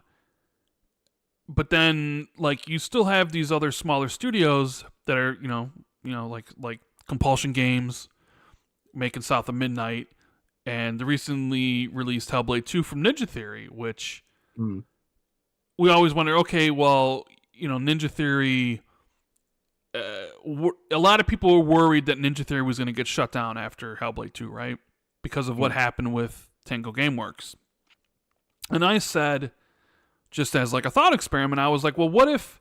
Because I said the Microsoft that purchased Ninja Theory in 2018 isn't the same Microsoft of 2024, right? They're thinking bigger, right? Microsoft in 2018 is very much like, all right, we got this thing called Game Pass. We want to start. We need some studios because we only have 5. Who's available? So we don't have a lot of money to work with. Oh, we can get Ninja Theory.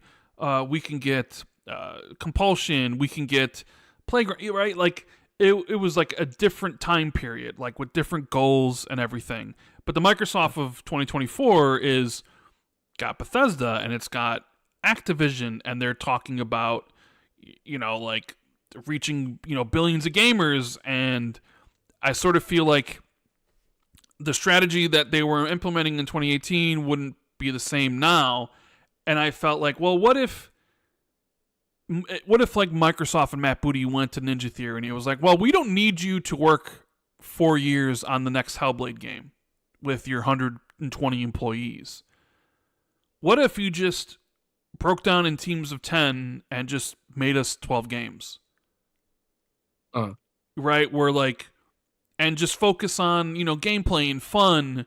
Because you look at, like, the games like Balatro or Vampire Survivors of Pal World, right? Because Matt Booty always kind of talks about Pal World and the return on investment there, where it's like, to Microsoft, they have these big monolith IPs that are going to drive revenue, like Fallout and Halo and Gears and Fable and Call of Duty and et cetera, et cetera, et cetera. And they've even talked about that, right? When Matt Booty gave his little memo after they shut down Tango about focusing on like the bigger impact games.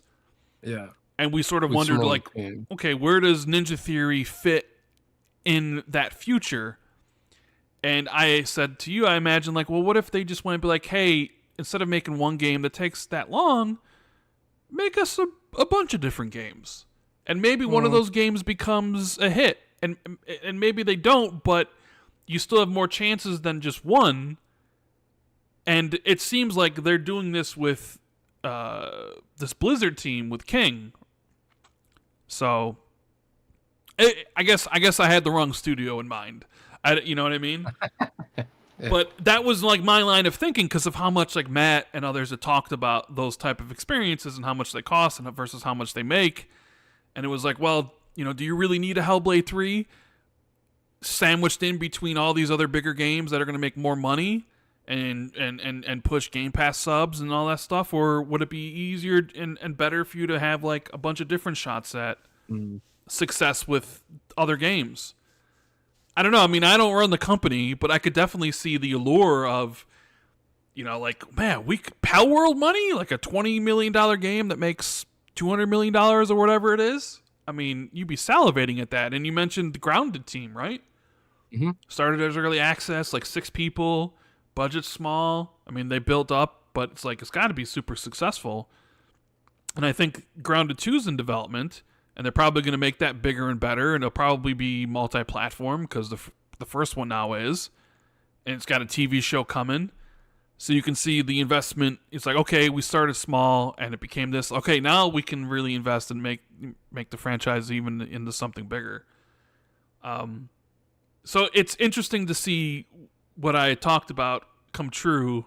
I just didn't think it would come from Blizzard and King, but it's sort of the idea I had back then. I don't know if you remember. A lot of what you talk about, a lot of what you talk about seems to come true around. No.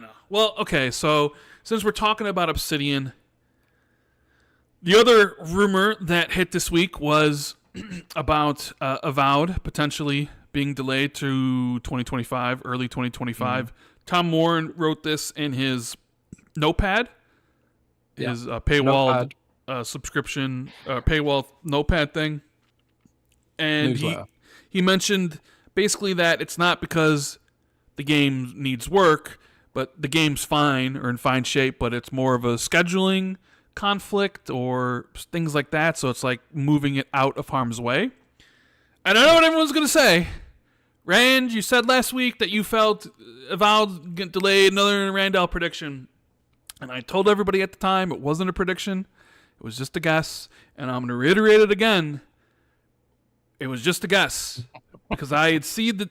And I'll explain what I mean, because I had seen the tea leaves lining up.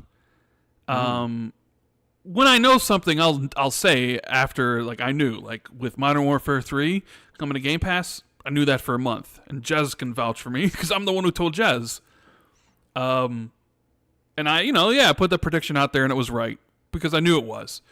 And I know people are going to be like, oh, well, the Avowed thing was just... I was looking at everything surrounding it, and it was like, I feel like Xbox is going to delay a game. And it's Avowed. And we had talked about that after E3, Jez, when the release date leaked. Remember, it was a release date leaked. It was November 12th. And we had this discussion about Avowed and how I felt it was going to get overshadowed by Assassin's Creed Shadows. No pun intended. That we had both felt, you might have to do something with Avowed. Assassin's Creed Shadows is like 2 days after. And Assassin's Creed is a massive franchise. And it's probably the second biggest game of the fall, with the biggest game being Call of Duty. And I was like, what do you do with this game? You know, can you delay it to December? But December is supposed to be when Indiana Jones is coming. Maybe you release it in early 2025 and have a game early in the year, unlike this year. And I think part of the problem is that Xbox has this tendency to release all their games in a 3-month period. And I have bitched about this probably since the onset of this podcast. Is how often does Xbox fucking do this? It seems like they do it all the fucking time, where they forget that the months of January through August exist. And they just try to shove everything into this 3-month window. And then wouldn't you know it, oh my god, games are conflicting against one another, and we're going to have to move things for managing. You need to manage your release schedules better.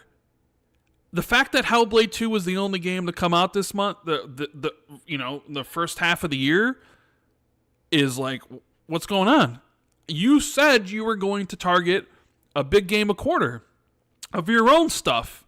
That didn't include Pal World and all the other things. This is what you said. This is what Booty said. This is what Phil said. This is what they were aiming for. You've hit it once last year, and everybody thought, okay, well, this year maybe you have Towerborn at the beginning of the year, and you have Hellblade, and you have all the other stuff, and well, you didn't. It was just Hellblade.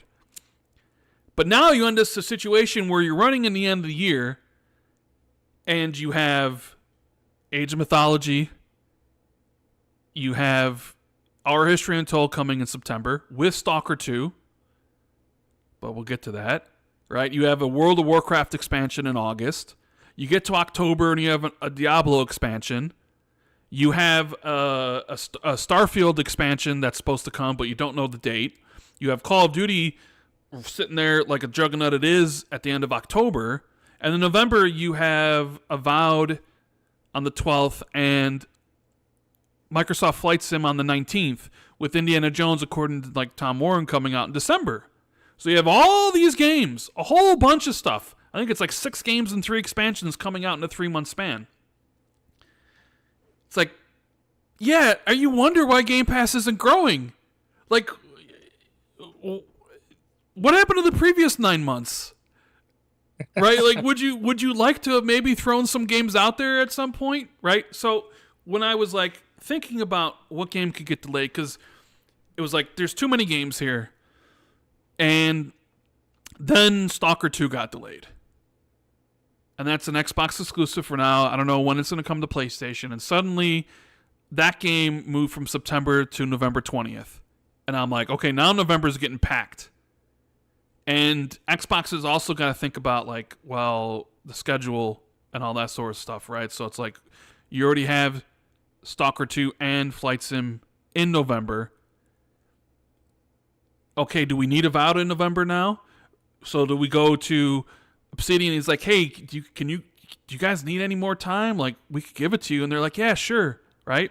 But also another thing I think of is something that nobody really mentions is, when is Dragon Age launching? Because I think that is a part of the story that nobody really talks about, is because Xbox has 2 RPGs launching this year. One being an expansion, one being a brand new game. And I think part of the reason why they haven't given the Avowed date and they haven't given the date for Starfield is because they weren't sure when Dragon Age was coming out. And I think they wanted to avoid Dragon Age with both of their games, where if Dragon Age was coming out in September, they were going to shift the Starfield DLC.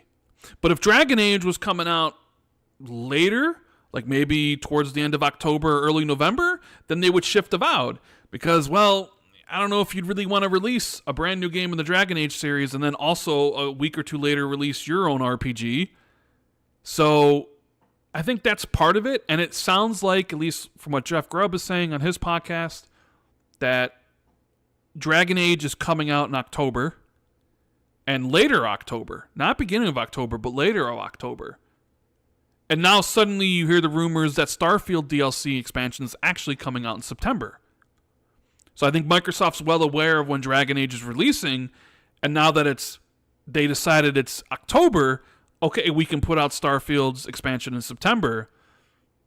But now we have the problem with Avowed, because now you have another RPG coming out right before it, and Assassin's Creed's on top of it, plus Stalker 2 got delayed right to that month, which is a big Xbox Game Pass game. I think it makes sense for them to go to Obsidian and be like, could you guys use it a few months? And then being like, yeah, sure.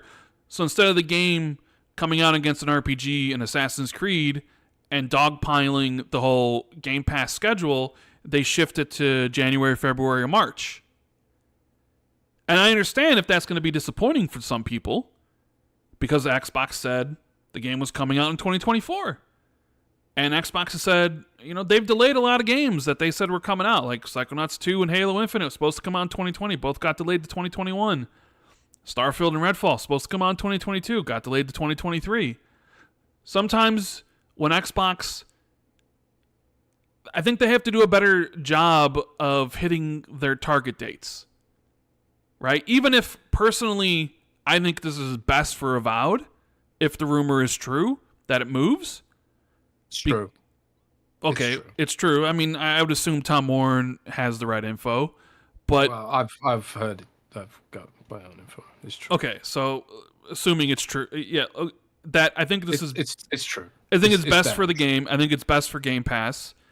But I understand if people are frustrated, because it's like, how often does this happen where Microsoft puts a year down and then it doesn't hit? Sometimes you have to, the release dates are kind of promises in a certain way, and you gotta live up to your promises.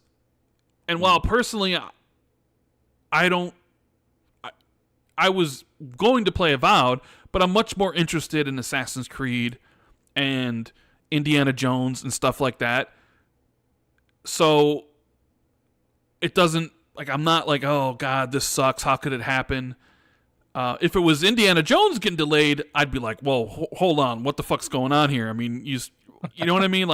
That's because that's the game I want. But that's when I talked about this last week, when I said it was just a guess, because I had all these things in my mind. It was like Stalker being delayed, the Dragon Age release date, all these things, and it was just like, yeah, it just makes total sense for them to push Avowed to early next year, because you don't want a repeat of what you had this year, where you didn't have a game until May. So it was just like, yeah, I think Avowed, and we talked about this, so you know. Dude, I put a poll out a while ago, asking what game people would rather be delayed, because I'd heard Microsoft was nervous about the sort of density of the schedule. And, evidently they are, because it is true that Avowed is getting delayed. And I think, they'll formally announce it relatively soon. But I don't think it's a bad thing, because I think you really want that. It's a new IP, and it would have potentially be going up against Dragon Age. which shares similar DNA in every regard. You know, like BioWare and Obsidian have shared history. Like, both the Dragon Age and Pillars of Eternity franchises are both sort of offshoots of Baldur's Gate. They have like this sort of common ancestry, and I think like there's not a universe that exists where Microsoft wants that game to compete for Obsidian's sake or BioWare's sake. You know, because you have to remember they're a platform holder too, and they have to think about what EA wants and what BioWare wants, and for you know, for better or worse, they have to think about this shit, right? So that's why like it's sort of panning out the way it is. I don't think it's a bad thing. I think you want that game to be as successful as possible, and I think a lot of it did hinge on when BioWare was going first. And they didn't know when Dragon Age was going. Well, they had an idea because Champagne Supernova in the super chat with the 5 says, I had an idea. Sony, Xbox, and Nintendo know well in advance when Dragon Age third-party games are coming out. That's not it. They get wind of this super early. Nah. Well, usually, but I heard that. I was told that Dragon Age was slated for September previously. Yeah, Dragon Age was supposed to come in September, which was why there's no Starfield date, because is kind of like, all right. Yeah, they do catch wind of this, but this was a unique scenario where I don't think they knew for sure how close we were or not were, as the case may be, to get in this game. So I think Dragon Age being up in the air was an issue with Avowed. Well, with Starfield and Avowed. With Starfield and Avowed. Starfield and Avowed, yeah. But now that I think EA's locked down the date, that's all of a sudden you start hearing Starfield's coming out in September. Yes. Because they locked the date down. And Avowed's like the one is like, all right, well now you have to move because Game Pass has got too much in November and you don't want to release everything at once. And you don't want to compete against Assassin's Creed or another RPG, so all right, move it to January or February. That's just what it is. And Juan with the $10 says, Xbox needs to get better with the release schedule. We know since January that the second half of the year was going to be full of multi-plat games, and there's always a caveat. Indeed. Yeah. I mean, it's great there's a bunch of games coming, but once it was kind of fully revealed that there was that many projects coming in that short of time frame, it was like, woo, I don't know. And then plus, I mean, for all we know, Indiana Jones could come out in November. Or hell, Indiana Jones could get pushed. Because if Indiana Jones is targeting December, you know, and there's a road bump in the thing, I mean, that's an easy delay too. You know what I mean? Like you're playing fast and loose with some of that stuff. Maybe they feel confident though that Indy's gonna hit it. But yeah, like the Avowed stuff was kind of just like, yeah, everything surrounding it pointed to being a delay. But it was just a guess on my end, knowing some of the other things that was going on, and I was just like, yeah, I have a feeling they're gonna delay this game. So, but with Gamescom just around the corner, Jez, Microsoft, they revealed their plans of what's going on at Gamescom this year. They did. They got a pretty big booth. I think they said it's their biggest booth ever, with Gamescom coming, August 21st to the 25th. Mm-hmm. And you'll be able to. So people at the show, the booth will feature over 50 titles from Xbox Game Studios, Blizzard, Bethesda, and their third-party partners. And if you're there, you'll be able to get your hands on Age of Mythology Retold, Aria History Untold, Diablo 4, Vessel of Hatred, Fallout 76, Milepost Zero, The Elder Scrolls Online Gold Road, and Towerborn. Now, there's another game, Towerborn, Jez. So, Towerborn... All right. Is this game still supposed to come this year? Because we just talked about like how packed this schedule is for Xbox at the end of the year and how it makes sense for Avowed to shift. I believe it is. And now Towerborn's yet to give a release date, and they just talked about in the Xbox Wire post how there is you can play as these 4 classes to start with. I still wonder if that's this year. I mean, I guess it could be because Towerborn's not like a huge game, and maybe you could slot it in early October. Or would you rather, or could you hold it to next year? I mean, I don't know. What are your thoughts about Towerborn? I think Towerborn's still coming this year. I think like they see it as a Game Pass, little fun little thing. I don't think I don't think anyone expects Towerborn to do massive numbers, but they expect it to be like a fun kind of game that will take up some people's time for a little while, and I think that's fine. I don't know exactly when it's going to drop, personally, but I've played the game multiple times. I enjoy it, and I'm quite looking forward to it. So I suppose we'll find out at Gamescom maybe a firmer launch date, but yeah, I think it drops this year personally. Yeah, I'm just trying to think of like where could you launch it, right? They already are launching 2 games in September. You already have Call of Duty at the end of October. We already just talked about November with Stalker 2 and Flight Sim, with Indy maybe in December. The only like open time slot I see is early October, like a couple weeks before Call of Duty. I can see that. Like, cause I'm gonna look at the calendar, like, cause we have September 4th, I believe, is Mythology, and the 24th is Our History Untold. The 8th, I want to say, of October is Diablo Vessel Hatred, and the 25th is Call of Duty. Well, plus September has also got the Starfield DLC, which, by the way, also apparently the second DLC is called Starborn. Oh yeah, did we talk about that? We didn't talk about that, but I mean, there's not really much to really talk about because it's just supposedly that's the name of the second DLC, and I would even imagine there's going to be a trailer at Gamescom. The way I envision it is that there's going to be a trailer for Shattered Space at Gamescom. It'll show all the cool stuff, and maybe they'll even show the new vehicles in the game, right? Because I think that'll probably be added to that update. And I think, so the trailer will say, coming this date, right? September, whatever. And then the trailer actually ends with a brief tease of Starborn that says 2025. I can. That's in my head how I envision it. But when I think about Towerborn and I look at October, so you have the 25th and you have the 8th, I could easily see Towerborn slotting in like the 11th, which is 2 weeks before COD, or maybe like the 15th, like right around there where it's in October. So that's kind of what I'm looking at, because you don't need another game in November, especially if you're just delaying Avowed to next year because November is too packed, and you don't need anything else really in September. And if you have Indie in December, then it's like, yeah, I mean, I guess you could throw another something in there in October.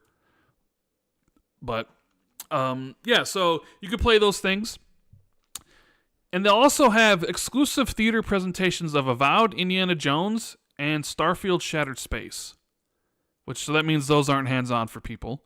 Maybe hands-on for press, but theater presentations for the public.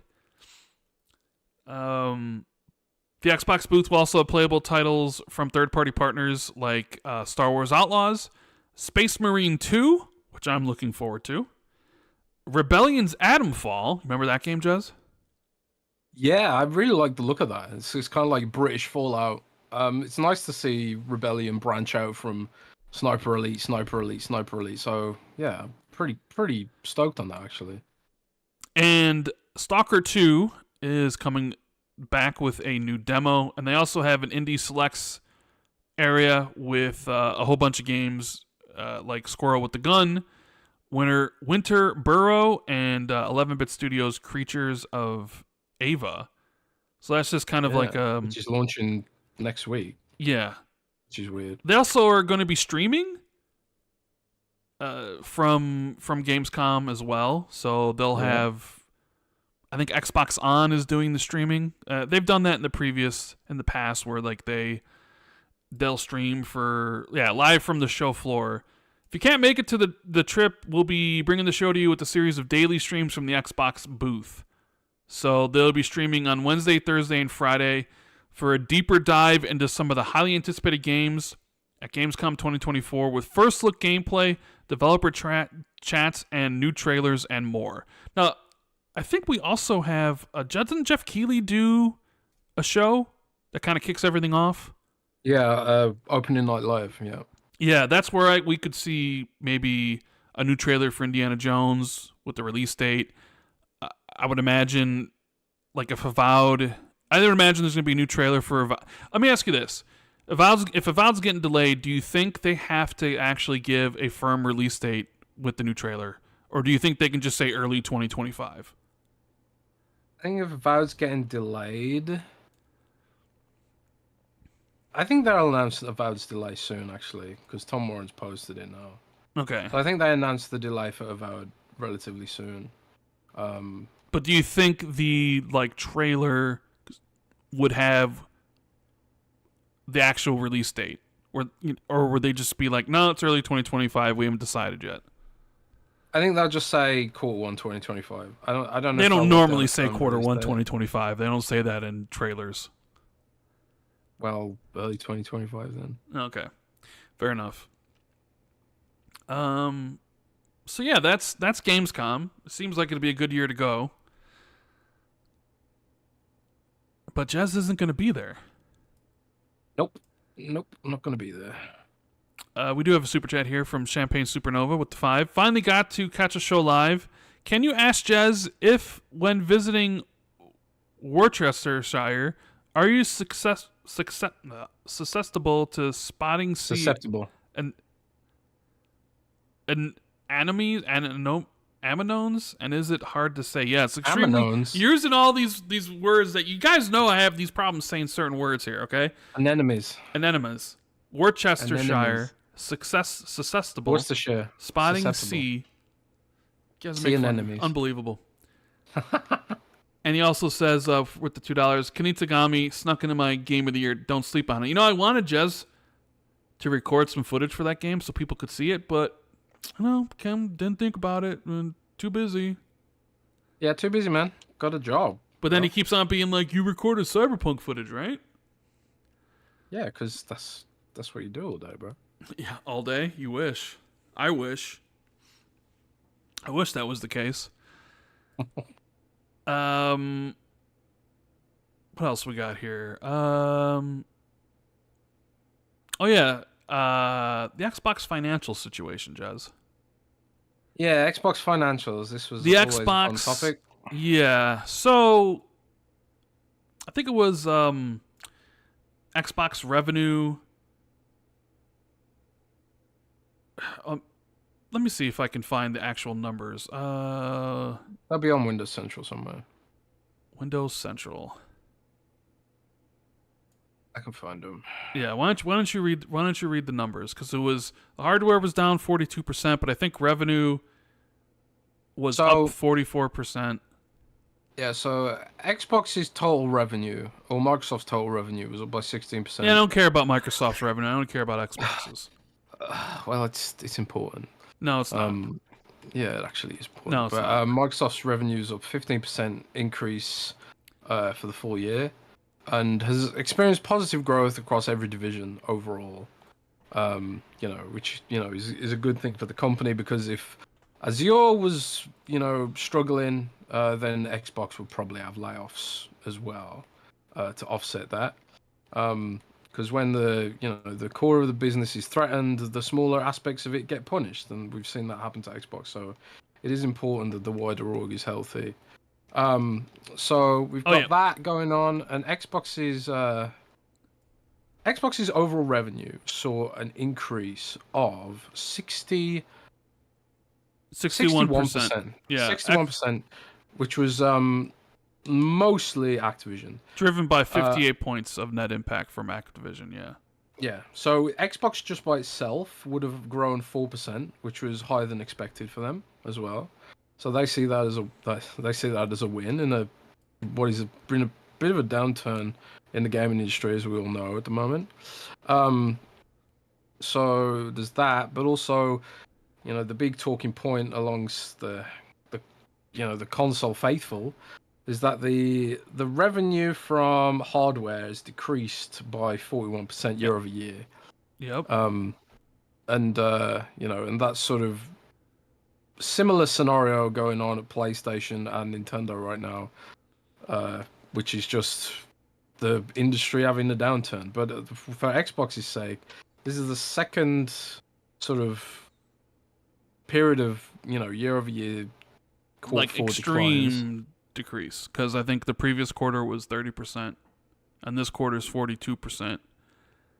Yeah, but it's all relative. The gaming revenue grew 44%, but 48 of that was from ABK, so Xbox revenue would have actually decreased 4% without ABK. No, it would have grown 4% without ABK. No, because it grew 44%, but 48% of that was from ABK, so it would have without ABK it would have been negative 4%. Oh, right, okay. In any case, not entirely. It's not really surprising going on right now, but it's sort of, you don't want your hardware going down, but that includes everything: consoles, headphones, all the rest of it. Microsoft hasn't released a new Series Elite. We haven't seen Project Seville materialize. There hasn't really been any new console models, and also not a huge amount of reasons to actually just go out and buy an Xbox in general right now. Well, hey, I mean, they're using the marketing of you don't even need an Xbox. Nobody cares. Which, granted, wouldn't be reflected in this reporting period because this is from April, May, and June, and that. Well, exactly. No, nobody's refusing to, but that is not having any impact on anything. Everyone's like, oh well, no one's buying hardware because of a marketing slogan literally nobody's seen. So it's completely irrelevant. And like you said, it's a completely different reporting period, so it's utterly irrelevant. So yeah, that's Microsoft's financials as pertains to Xbox right now. Well, also there was some little bit more context because Satya did talk to investors. He mentioned he was asked some questions about it, and he said, for us, our investment in gaming fundamentally was to have, I would say, the right portfolio of both what we love about gaming and always have loved about gaming, which is Xbox, and the content for the console, and expand from there so that we have content for everywhere. People play games starting with PC. And he talked a little bit about Activision. He mentioned that throughout all the devices they're on and everything, they have 500 million monthly active users, which is an absurd number. Ridiculous number. Hey, who know when Phil said they wanted to reach 2 billion gamers, that all you had to do was just basically buy the biggest gaming companies in the world to reach that, huh? I mean, so what's your plan on reaching 1 billion gamers, Phil? Well, my plan is to buy Activision and Take-Two. There we go. Problem solved. Well, I mean, how else? Thumbs up. Do it? I mean, it's just funny that like the essential answer to that question of like we're gonna need to reach 1 billion gamers is like, yeah, we need to just buy the biggest companies in the world, and then we'll get there. All right, thumbs up. We did a good job, everybody. There's literally no other way they could do it. True. So. And also I think Satya even shouted out Fallout. Because he mentioned TV show and how Fallout basically had like 5 times the gaming time played on Game Pass than the previous quarter, all due to the growth and how much people love the TV show. Right? So, yeah, that's the Xbox stuff. And I guess, we need to, let's talk about, the revenue being up and then the hardware being down. So, everyone's obviously going to focus on the hardware for good reason, because that is a number you don't normally see very often, 42% down year over year, especially already when Xbox doesn't sell a lot of hardware. And we've already seen, reports of decreasing marketing budgets in Europe. We talked about last week how the marketing dude over in the Europe's like, we got to be scrappy because we don't really get any marketing budget from Xbox to market here. And I'm sure everybody, I don't know if everybody's seen this, but Xbox is raising the price of the consoles in Japan. Yep. as Which well. brings it in line to the PlayStation. Yeah, and I think the yen's a little bit weaker against the dollar these days. No, it's stronger. Oh, stronger against the dollar. It's gone up. That's part of the reason for why they're doing it as Okay. well. So do you think PlayStation and Nintendo will raise the price of their systems in Japan to match or no? Nope, because they're manufactured there.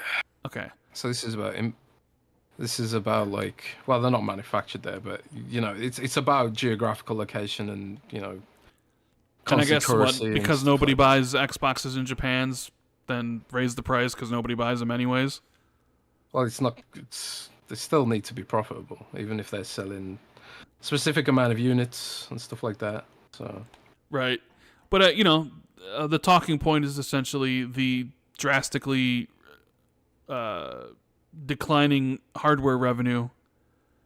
It is eye-opening, right, when you look at it, because I think when you look at their year in total, going back to quarter one, they were down 7%, and then quarter two was their holiday, which was October, November, December, and they were up 3%, I think. And then quarter three, which was January, February, March, they were down 30%. And then this past quarter, April, May, and June, they were down 42%. yes, Which, I mean, those are drastic decreases, and people are worried about the future of console hardware because how could Microsoft continue to support it if the numbers are that bad? I'm just saying what people are saying, Jez. yeah, but it's silly because this is not the way the business works. That doesn't mean there's 40% less gamers. It doesn't even mean like the console. It's all relative. Like if it decreased 30% last year, a decrease of 40% this year is fewer. It's not cumulative. It doesn't add up to 70%, does it? It's cumulative. So the fact of the remains that Xbox has more players than ever. And I think like it really irritates me actually because the way Microsoft reports it is to shareholders and they understand what that means. But people read that and it's like, oh, it decreased 30% last year, it decreased 40% this year. That means it's down 70%. And that means only 30% of Xbox players still exist. It's like, no. Does anybody really think? Works. I don't think anybody really thinks like that. Yeah, people do think like that. People think like I don't think so. No, they do. And if they didn't, they would understand it's not as dire as it sounds because the install base is bigger than ever. And there's people playing on Xbox One still, millions of people, and millions of people playing on Xbox Series S and X. You don't need to move people from Xbox One to make money. That's the way the industry is now. And this whole sort of idea that Xbox is doomed because they haven't upgraded people from Xbox One fast enough is asinine, frankly. So, you don't want to see hardware go down in any stretch of the woods at all. But at the same time, those wouldn't be new users either.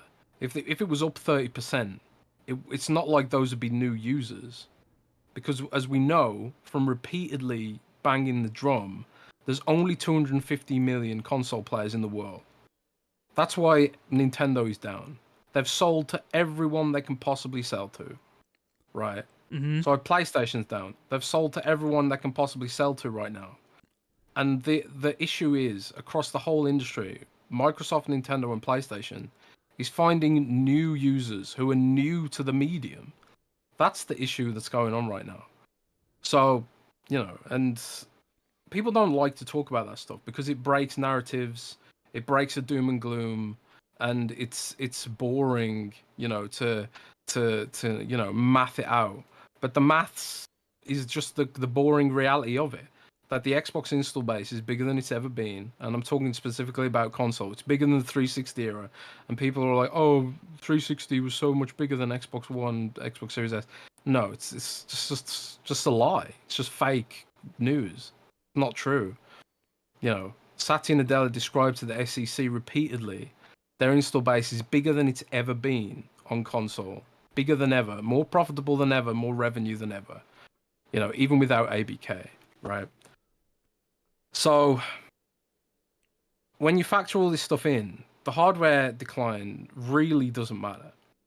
It really doesn't matter. Now, if they were reporting this, and this is my issue with Microsoft's reporting, right? They don't report the exact figure of console users they have, which I think would be far more useful for shareholders and far more useful for these discussions. You know, if Microsoft had said our console install base declined by 40%, that would be a, oh shit, Xbox is fucked situation. If they said it declined by 4%, that would be like, oh god, they're losing market share to Sony. But the fact of the matter is, they're not losing market share. They're just kind of stuck with what they've got across Xbox One and Xbox Series S and X. And there isn't an easy solution here, you know. And you're saying that Microsoft should just sell the consoles at a loss so they can do what? Upgrade people from Xbox One? In what universe does that make any sense? Tell me. What universe does that make sense that they need to sell Xbox Series S and X so people can buy Fortnite microtransactions faster? Explain to me how that makes sense, Rand. I mean, if you're just talking about upgrading users, because that's what's happening. Sure, but then again, I also feel like you don't want to lose those users. And yeah, but if why would you lose them? Because you never know, you might. Like they didn't. Here's like Xbox thought they had the Xbox One generation wrapped. I remember hearing about all this before, right? They thought they had the Xbox One generation wrapped, and look what happened, right? And while right now they may have, you know, their console user base may be as strong as it's ever been, but that may be right now. What happens if it starts to teeter in the other direction, and it takes you too long to realize that, or it takes you too long to essentially prevent it or address that situation, and then it becomes more of a moving, you know, people are just like out the door. You know, I'm thinking of scenarios of like Grand Theft Auto or whatever, right? Where what if suddenly, because of that and because of, you know, whether or not they have the marketing deal, what if the marketing deal was like, people are like, all right, well, I'm interested in buying something new, and I had an Xbox One, but let me go get a PlayStation 5 for this. But why would they ditch their existing library on Xbox because One? Because I don't know, those type of consumers may not be that in love or they haven't upgraded now, they're not really thinking that hard about it. Yeah, but the thing is though, like all those games, they're all cross play and cross save. So like if somebody spent a bunch of money on Fortnite and Grand Theft Auto, and they switch platforms from Xbox to PlayStation, it's not like they lose all their skins and they lose all their they'll be right there waiting for them. What did they gain from switching platform? That would be for each person to decide for themselves. I'm just giving. Well, that's the thing. There's no evidence that's happening, right? That's the issue. There's no evidence that's happening. My point is that by the time it could become an issue, it might be too late for you to do anything about it. And then you're in no man's land. I'm not saying it's happening right now, because clearly it's not. But that's not to say that it couldn't happen in the future. And like, yeah, when you look at it, the face value of it, the revenue of Xbox is up. So while they're selling less hardware than ever, they're making more money than they ever have. They're not selling less hardware than ever. That's not true either. Well, I mean, they are, from all reports, like 20% behind what the Xbox One was at the same time period. So that means they are selling less hardware. Yeah, but it's the same generation, though. See, this is the fundamental faulty nature of the old school mentality of console industry reporting. We're still in the Xbox One gen.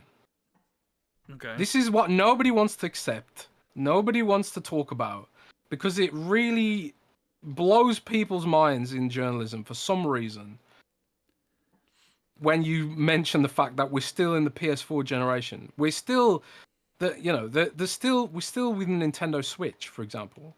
We're still in that generation. And the PS5 and the Xbox Series X, they're a lie.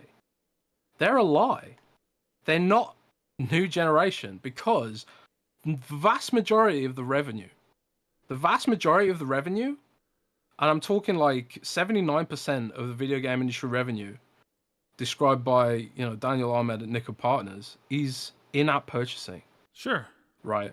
And in that universe where in-app purchasing is driving all the revenue, the hardware stuff completely irrelevant.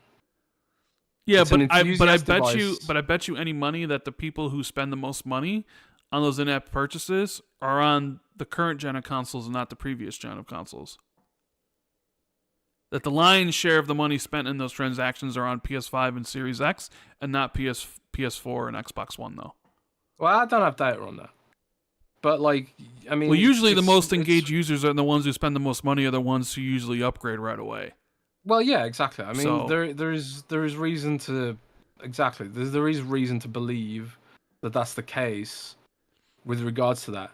But it could also go the other way, that they're so, ingrained and entrenched where they are, that the reason they don't upgrade is because they're spending all their money on FIFA Ultimate Team and shit like that, right? Just the whole discussion is kind of really faulty, and it sort of betrays the reality that the game industry is in, which is in essence that hardware just doesn't matter anymore. And you tell that to Nintendo though. Nintendo's exactly proven the point that hardware doesn't matter. They haven't done any hardware for years because they don't need to. That Nintendo literally proves the point that they're able to just ride on this really underpowered handheld, and then just do one model with OLED in it, and then the slim model, and they've just stuck the whole generation for 2 generations for exactly that reason I just mentioned, is that microtransactions are driving the industry and games are driving the industry. They don't need to make a new console. That's exactly the point, But they are making a new console. They are making a new console because now it's sort of reached the limits of where it can be. But the irony is that the Switch 2 is still going to be less powerful than the consoles that we have now, and which, in essence, in a way, kind of exacerbates some of the problems that the industry is facing right now of trying to fill out all that hardware, trying to make 4K games and all these photorealistic millions of polygon assets and all that kind of stuff. So it's just not that big of a deal. So it's not that big of a deal.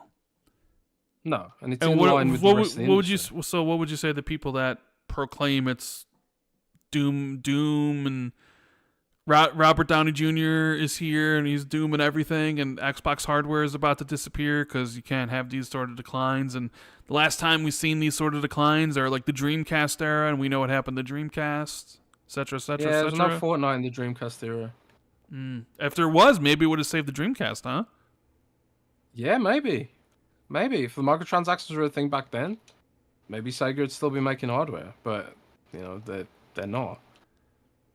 The industry's just different now, and I think like Microsoft probably does see the hardware manufacturing arm as an inconvenience because it is expensive to make hardware, and you've seen like Intel's big issue right now is manufacturing their own chips. It's billions of dollars wiped off their market capitalization because trying to manufacture chips for other companies is destroying their business because they're not doing well at it. And you told me AMD's wasn't AMD down a lot too or something? AMD's demand for AMD's gaming division, which is PlayStation and Xbox, they're down 40%. Now, like, if AMD's down 40%, but Xbox doesn't sell any hardware, then how do you reconcile that narrative? It's like, how can AMD be down 40% if Xbox doesn't sell any hardware? You can't. They sell hardware, just not as much as PlayStation, though. Yeah. And then I think they were even saying that the discussion is just dumb. It's AMD was expecting the second half of the year to be slower than the first half of the year. Yeah. Yeah. It's just a general downturn. There's not turn down. It's not compelling reasons to upgrade to Xbox Series S and X. And I think, but there are sort of there are glimmers of change appearing. You know, NCAA college football, for example, that shifted tons of stock out of Amazon for Xbox, and I think that was probably like for Microsoft, that was probably like, oh, that's really awesome to see. I do wonder if they had the stock levels to meet demand there, because the Series S and X did sell out very briefly. But Microsoft moved stock around from different regions to meet that demand and whatever. But also, you know, the Grand Theft Auto. We talked about Grand Theft Auto recently. And also, I saw this hilarious rumor that Microsoft offered $500 million to get Grand Theft Auto into Game Pass. Makes no sense whatsoever. Yeah, because Grand Theft Auto 5 made like $1 billion in 5 days. Yeah, like if not even vaguely true. Yeah, it's like what number would you have to even, like, it doesn't make any sense.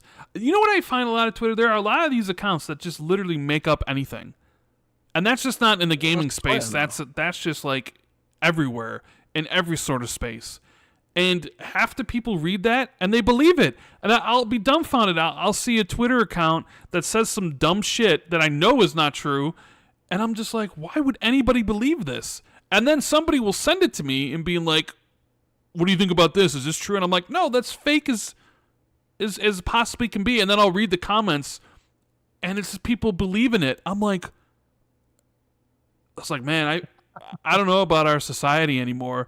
Like, people could post whatever they want on social media, and you just blindly believe it. or worse, pretend you believe it and just grift along, man. Yeah, but then those are people that are grifting about that to take advantage of people's rage and everyone being angry, so they post these dumb things, and you get into this whole culture war about everything. And you're just exploiting people's paranoia and all, the worst parts of humanity. And it happens in the gaming industry. It happens everywhere. And I just look at it. I'm like, yeah, rumor. And it gets so much traction. It's like, this isn't fucking true by any stretch of the imagination. No. But it doesn't matter, because this is Twitter, and this is Elon, and whatever. You can just say whatever you want, and everybody's verified now because everybody's got the check mark, because everybody's wanted to have it. Like, deep down, they were all so jealous of everybody who had the check mark before, and as soon as that stuff was taken away, like, everybody wanted to sign up for that shit, and they made it like, oh, well, no, you sign up, you can tweet as long as you want, and you can do all these things, and it's just like. To be fair, as someone who had the original blue check mark, the process for getting a blue check mark was utter bullshit. Sure. But yeah, I just think it was funny how much people bitched about it, and then immediately signed up because they wanted the check mark. Yeah, it's dumb. But buying the check mark gives you, well, in my case, a free $80 a month. So I ain't gonna say no to that. Yeah, so Jez is clickbait, Yeah, I barely tweet these days. It's How come you're not tweeting, bro? What's going on? Because Twitter's just fucking awful. It's an awful social network. But anyways, the whole hardware debate is just exhausting to me, because it's not the business. It hasn't been the business for a long time. But the thing is, Microsoft doesn't make it any easier because of the way they report things. They report their hardware declines, and it's just like, Microsoft. To be fair, I'm defending Microsoft here and trying to, but essentially say, look, the business is different, and that's because, like, people in the know have described it to me. But at the same time, it's like, well, Microsoft, you're the ones who are describing the state of the business like in that context. So, like, shouldn't you be the ones who are, if you're reporting hardware numbers, why not report the total amount of users? Break it down. Tell us how many are on PC. Tell us how the growth is on mobile, and also tell us what the health of console is. Because these figures, when you look at them without the context, which is the Xbox One is still utterly relevant, and so is the PS4, still utterly relevant. Without that context, the figure looks scary, and I think it's not fair to consumers to make them think that their investment in the platform is potentially at risk because you can't be bothered to report the numbers more, in a more useful way. It'd be better for shareholders too if they reported the total install base of active console players, and also it would tell people that the amount of players is healthy, and if you want the ultimate evidence that the player base is healthy, the fact that we still, devs aren't generally abandoning the platform. And yeah, I know there's the whole thing with the Capcom MT Framework games, and there's stuff like, occasional, JRPGs skip the platform, but they've skipped the platform since forever, to be fair. But the AAA games, the games that like cost a shitload of money to make and port to Xbox, they aren't skipping the platform. If it wasn't worth making a game for Xbox, like for Ubisoft and shit like that, they wouldn't do it. So like the fact that they're still here and like most of the big AAA developers are still here, that should tell you what you need to know, that the platform is completely healthy. But I think Microsoft, it's their fault that a lot of people have this constant doubt about it, because they don't report how many console players there are to beyond, I suppose developer partners and shareholders. Not even to shareholders, Nobody really knows. And I think that lack of transparency really does feed this sort of, I don't know, paranoia about the state of the platform. But I think the platform's healthy. I think the financials were good. I think the fact that Activision's growing at the moment is impressive. It shows that the work they've done on games like Diablo and World of Warcraft to, bring them to a better place. Because World of Warcraft was in free fall decline, man. World of Warcraft was fucked for years, and everyone went and played Final Fantasy 14, but they've just had one of the best expansions they've ever had. And Final Fantasy 14's expansion is apparently problematic or not very good or something, I'm hearing. Yeah, Final Fantasy 14's having the opposite issue now. They're like, mixed reception, story not that great, not that much new content that's worth doing for people. I don't know. Final Fantasy needs to probably rethink some of its stuff too, but point is, Blizzard's doing what it was meant to do for Xbox, which was diversify its portfolio. Obviously, we all want to see hardware go up. But if the reason we want to see hardware go up is for console wars, and we can be like, our hardware went up more than yours, PlayStation, that's just dumb. But if the reason we want to see hardware go up is because we want to know the platform's healthy, then I would say, don't worry, the platform is in a healthy place overall, and I think Microsoft needs to do a better job of really displaying that, But will they? Probably not. We have Achievement with the 2 saying, why is there no Warcraft versus Diablo game? I wonder if that could work. That'd be interesting. That'd be law breaking. Yeah. Jay says, although with you the can 5. get a mini Diablo in. Well, you can't get a mini Diablo pet in World of Warcraft, which is funny. Does Microsoft need to market their console better? Absolutely. The real question is, will they? I wouldn't panic yet. Well, I don't think anybody's panicking. We're just talking about the numbers. The issue with marketing, is also a difficult one, because again, it comes back to that sort of that discussion about is there anyone to market to? I think really what you're asking is, can Microsoft get new users who aren't already active in the console industry? And I don't know if they can. There's some fundamental issue with consoles, and I don't know what it is. And I don't know if Microsoft or their partners know what it is.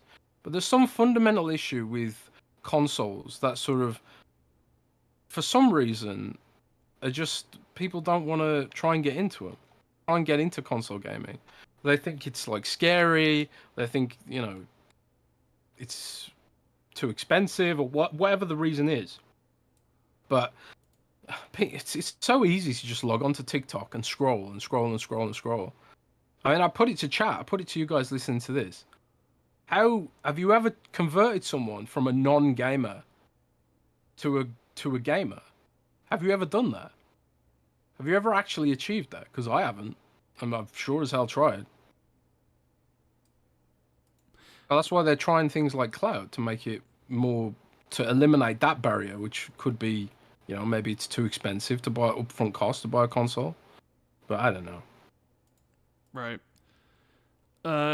King Klaus Chaos says with the 5, pushing consoles push technology, which pushes innovation. Remaining stagnant isn't good for anyone.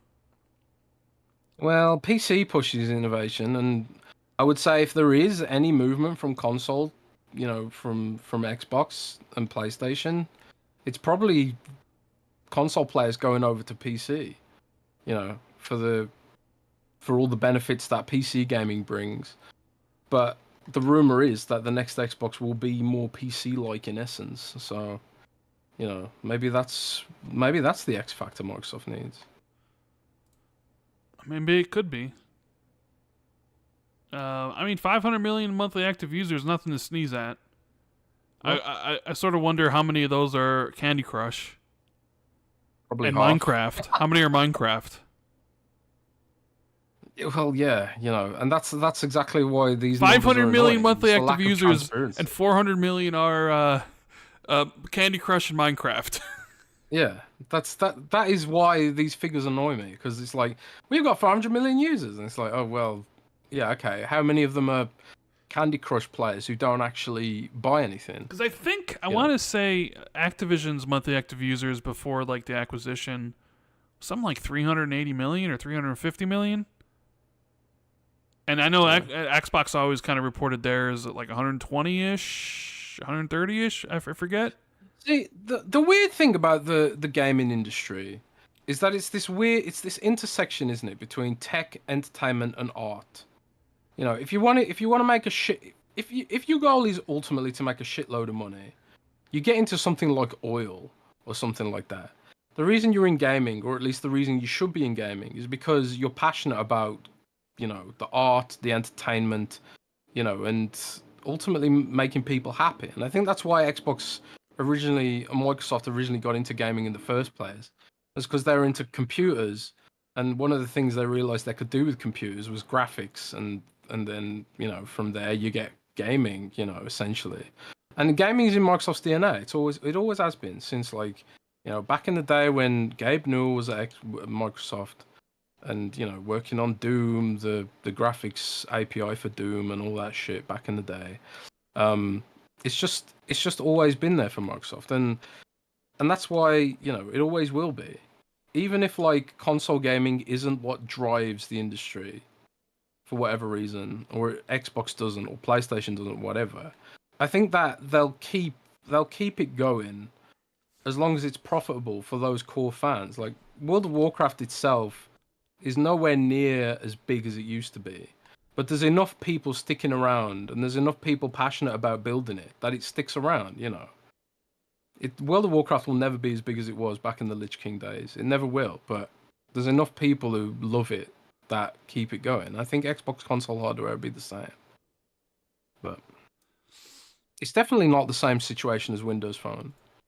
And I think there is some PTSD out there. And I've had PTSD from Windows Phone as well, where it's like, well, Microsoft got rid of Windows Phone when Windows Phone had like tens of millions of users. It's like, yeah, it had tens of millions of users, but it made literally zero money.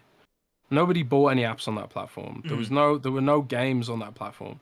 Like all the big mobile games were just not on Windows Phone. So the shit never made any money, never made a penny, and that's why it died ultimately. Man, you're really still salty about the Windows Phone, huh?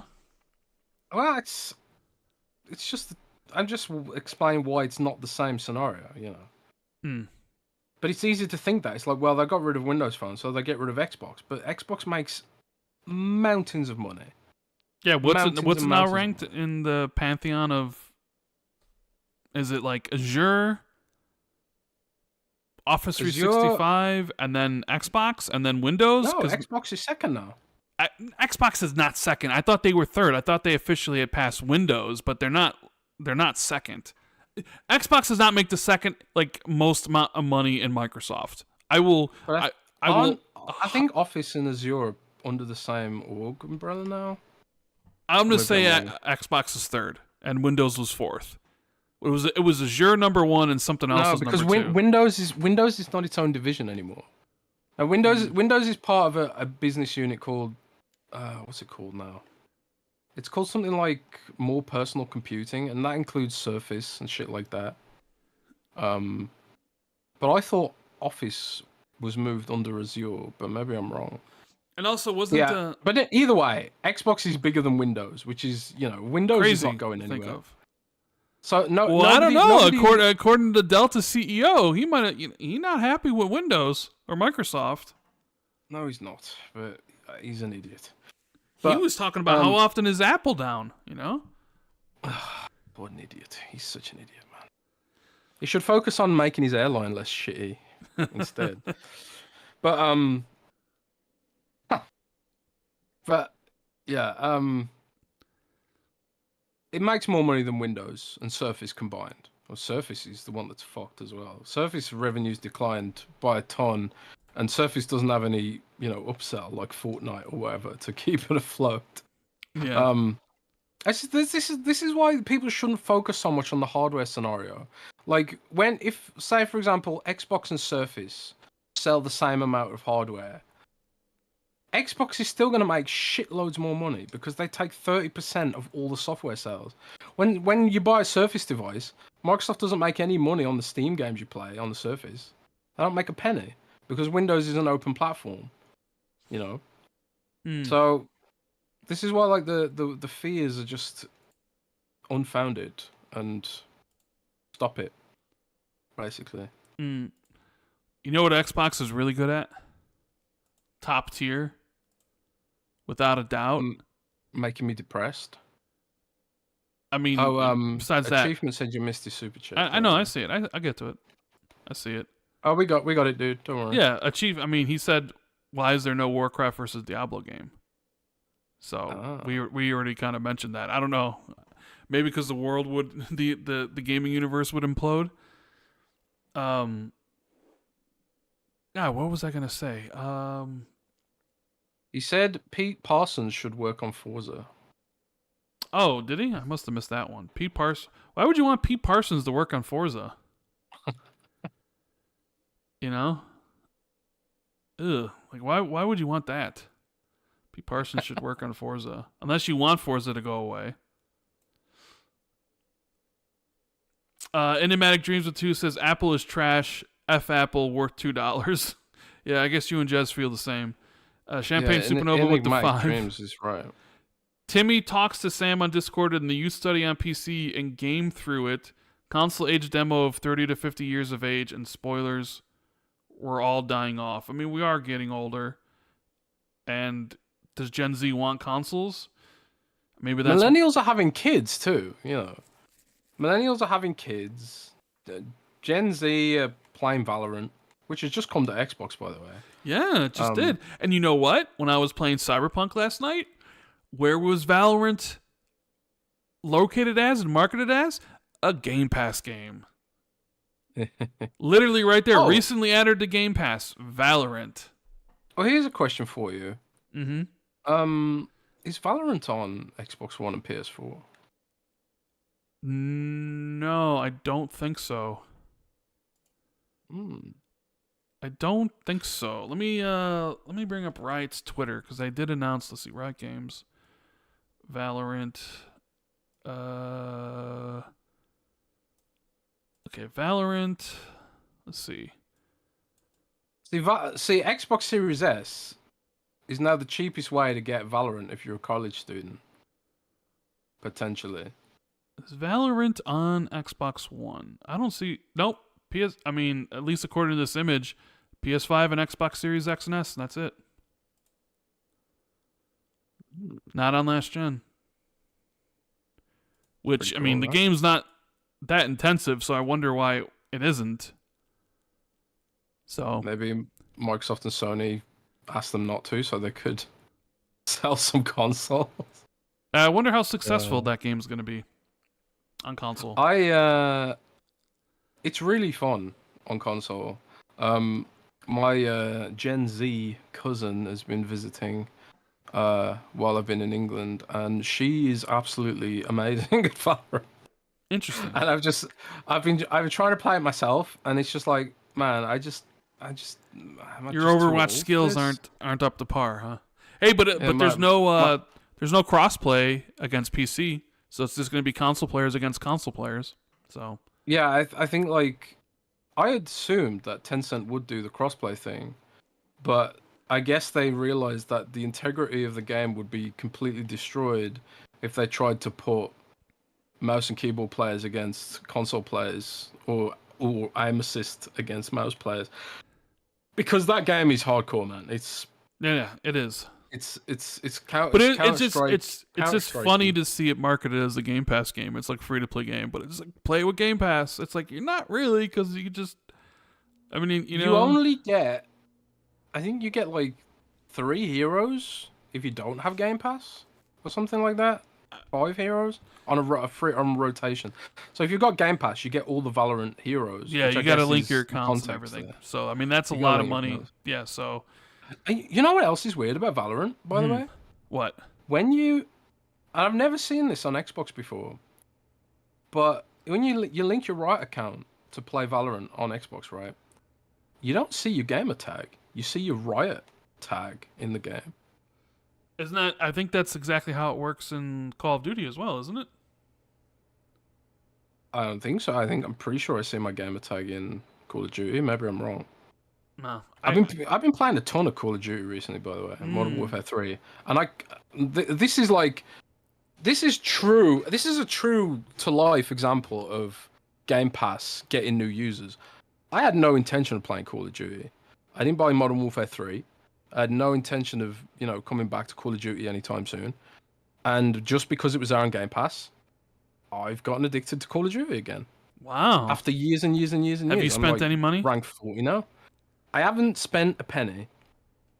So, I guess, but I suppose they're happy with that as long as I don't unsubscribe from Game Pass. I haven't spent a penny in the game, I admit. And frankly, I wouldn't even know how to spend a penny because Call of Duty's menus are so bad. I can't figure out like where to do anything. The game has a lot of bloat, I feel like, and my old school mentality, my old school brain is just like, I can't be bothered to deal with the gunsmith and all this stuff. So I've just been playing with the stock build. I looked at the battle pass. Even the battle pass is confusing. It's set out in this weird grid instead of just being a line. Why can't it just be a fucking line? So it's in this weird grid. Can't figure it out. I just close the page rather than learn it. Playing it hyper casual. Zach Riley says, I've got to get the Fallout bundle. Yeah, I did see the Fallout bundle. Man, the one thing that Modern Warfare 3 is like... Dude, you got to play as Cody. You got to play as Rhea Ripley or Cody Rhodes. Yeah, I'm playing as Rhea Ripley. So like tier 1, the battle pass, you get Rhea Ripley. And I don't know... I don't know why I've got the battle pass, but I definitely didn't pay for it. Or if that's on the free track or something like that, I don't know. But I got Rhea Ripley, but to my surprise, like, I don't know, Call of Duty feels a lot different than it did when I was a kid. The sort of realistic, immersive military shooter is now basically Call of Duty Fortnite, where I'm like going around and there's like cowboys and there's fucking characters from Spawn running around, and there's Homeland. I'm shooting Homelander in the back while I'm getting knifed by a Fallout Vault Dweller. It's fucking weird, man. It's fucking weird. Dark Fox says, does COD support mouse and keyboard? Yeah, it does. It does support mouse and keyboard. Does. Yeah. But if you plug it in, the Xbox should detect it and then group you with mouse and keyboard players. I sometimes do see mouse and keyboard players appear even in my games with the other controller players, but it must be because their skill level is so low that the game tries to just match them with anyone. I don't know. But yeah, I've been really enjoying Call of Duty, but I don't know why we tangent off into Call of Duty there. But I don't know. What is it? I think we had a super chat. We got one here from Vollord too. What happened to the mobile store coming in July? Yeah, mobile store. I mean, they did say. Remember, Sarah Bond went to Bloomberg, gave that infamous interview where they asked her the question about why they shut down Tango GameWorks, and she gave that not so good answer. But I mean, she went there to basically tell, it was like, hey, July mobile store, and July's over, and there's no mobile store. So, are they running into issues? One of the things that I was really skeptical about when I heard about all this was like the fact that they would ever even be able to do it, because Google's never going to let them pre-install the mobile store on Android, which means no one's ever going to download it. If your app isn't pre-installed, it's never going to get used. People are lazy. It's like me. Hey, what do we know? Breaking news. Oh, what now? Avowed delayed. Avowed officially been delayed to February 18th, 2025. Yeah, there you go. Xbox says so many games coming. As such, we're removing Avowed to February 18th, 2025 to give players backlog some breathing room. Stay tuned for more from our games across Activision, Blizzard, Bethesda, and Game Studios, Gamescom, including our August 23rd live stream for a look at Avowed. I think it's a good date. I thought, like, okay, if you delayed it, you'd have to give a date. And I think February is a good date. I mean, they still have Towerborn. So they also have a new image, right?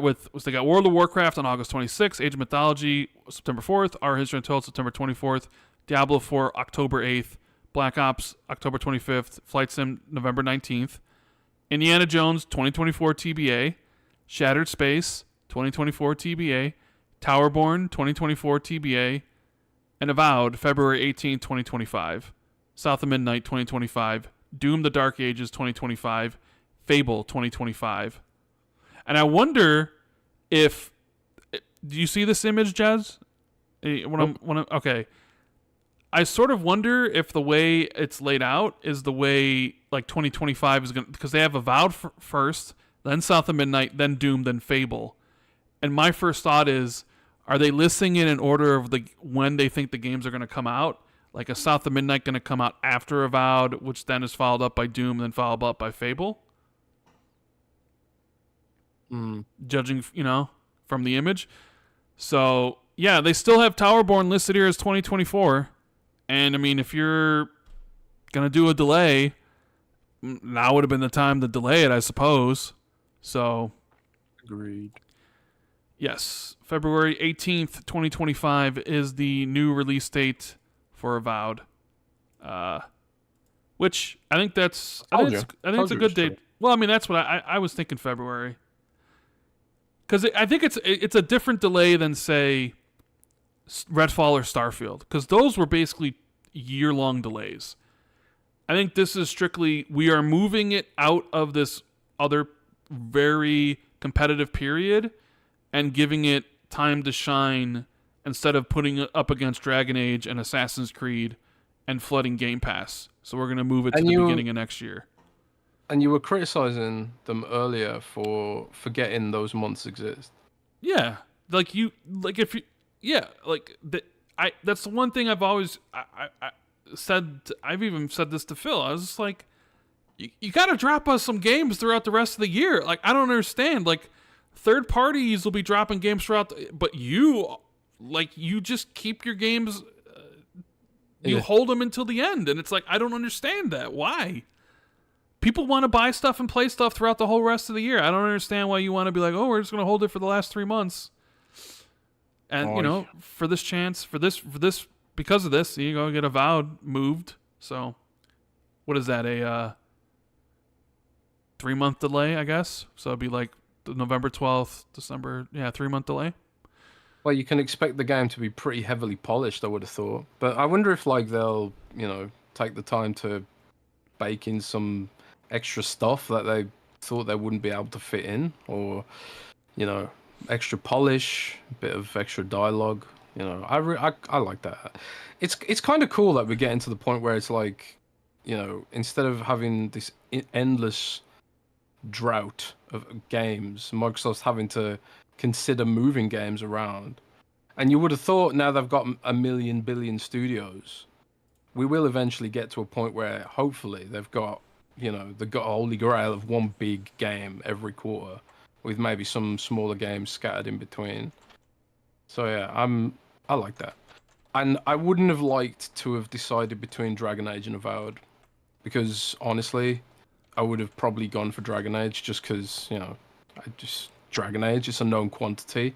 And I can be like, well, Avowed's in Game Pass. I can play it whenever. I'll come back to it later. And then maybe end up just not coming back to it later because the case may be.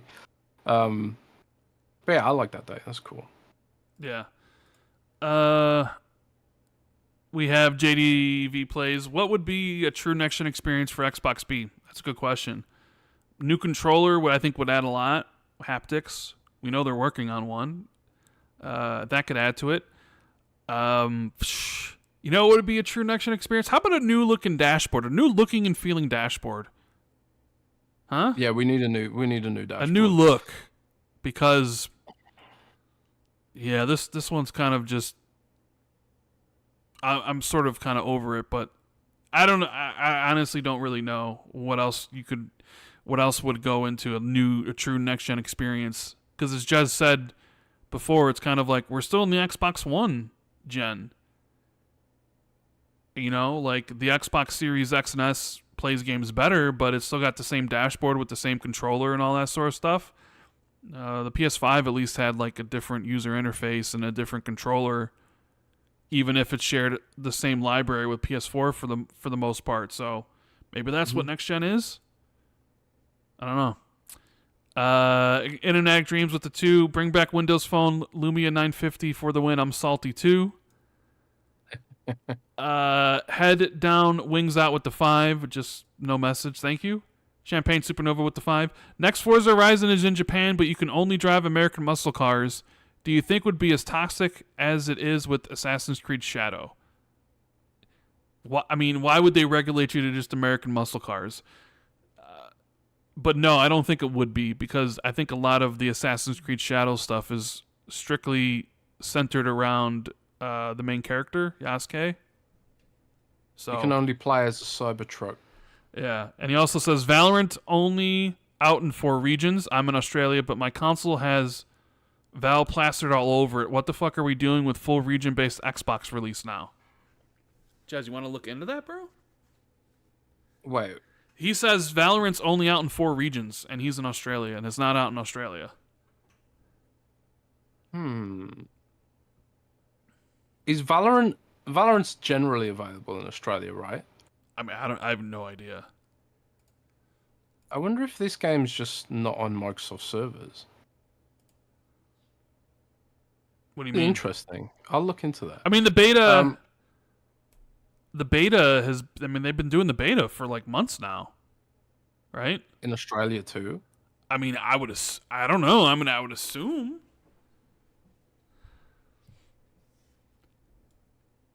I'll look into that. That's interesting. It's weird because you would have thought they'd want to simultaneously launch it everywhere. But, it kind of makes me wonder if the game isn't on Xbox's servers and it's on the Tencent servers, which is why you don't get your gamer tag. And if it's on their servers, then it'll be a case of Tencent not releasing it, I suppose.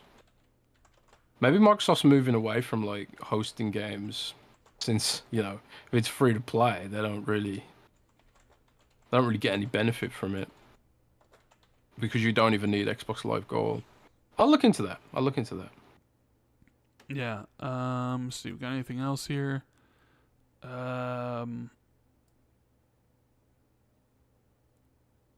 Let's see. Let's move to some good old Patreon questions. So yeah. I just killed a gigantic sunflower in Elden Ring. Yeah, if you guys are enjoying the show, hit the like button. Subscribe if you haven't already. Check out the Patreon, patreon.com/XB2, where you can get early access to Xbox 2+1, exclusive access to Xbox 2 Ultimate, which we'll be doing on Tuesday. The question and answers, which are exclusive to the Patreon peeps, and a whole bunch of other stuff, shoutouts and tickers, things, and yeah. So we have Dave Ramos. The question: Hola, gents. On the topic of Xbox release schedule, ignoring the first 8 months of the year, this This hit also takes away some opportunities to receive awards in the Keeleys. Regardless of how much anyone values the TGA awards, you won't get nominated if the deadline is missed. That's true. Yeah, I don't think Xbox cares about that very much. I don't think it really enhances sales to get an award. It's just nice for the devs, really. So I don't think they're going to bend over backwards to. I don't think you're going to bend over backwards to meet the Keeleys, because it's not going to be a driver of sales. At least not right now. Maybe one day, but not right now. Well, I've seen some people kind of don't want Indiana Jones to be in December because it would completely miss out on the Game Awards. And with the thought process being like Troy Baker would absolutely get nominated for his role as Indiana Jones. And maybe it's missing some free marketing it could get by having Troy Baker, be at the Game Awards and, get nominated for it or whatever. Yeah, I mean, maybe, but I also don't think it's going to be a huge driver of sales if they win.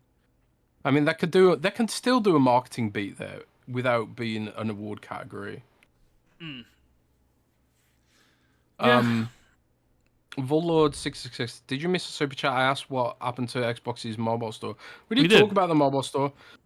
We just described how, I think they're probably facing more challenges than they would have predicted.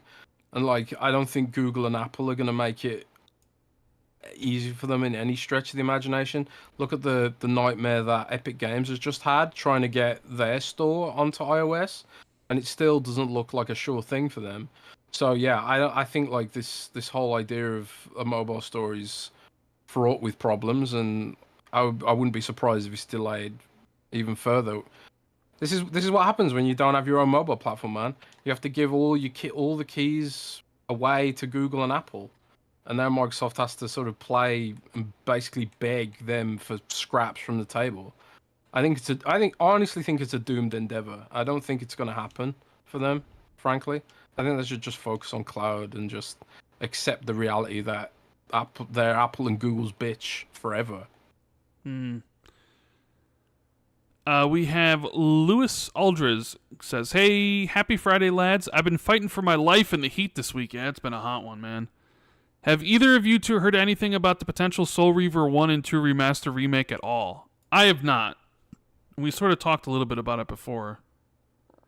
I have not either, but it's on my list to investigate.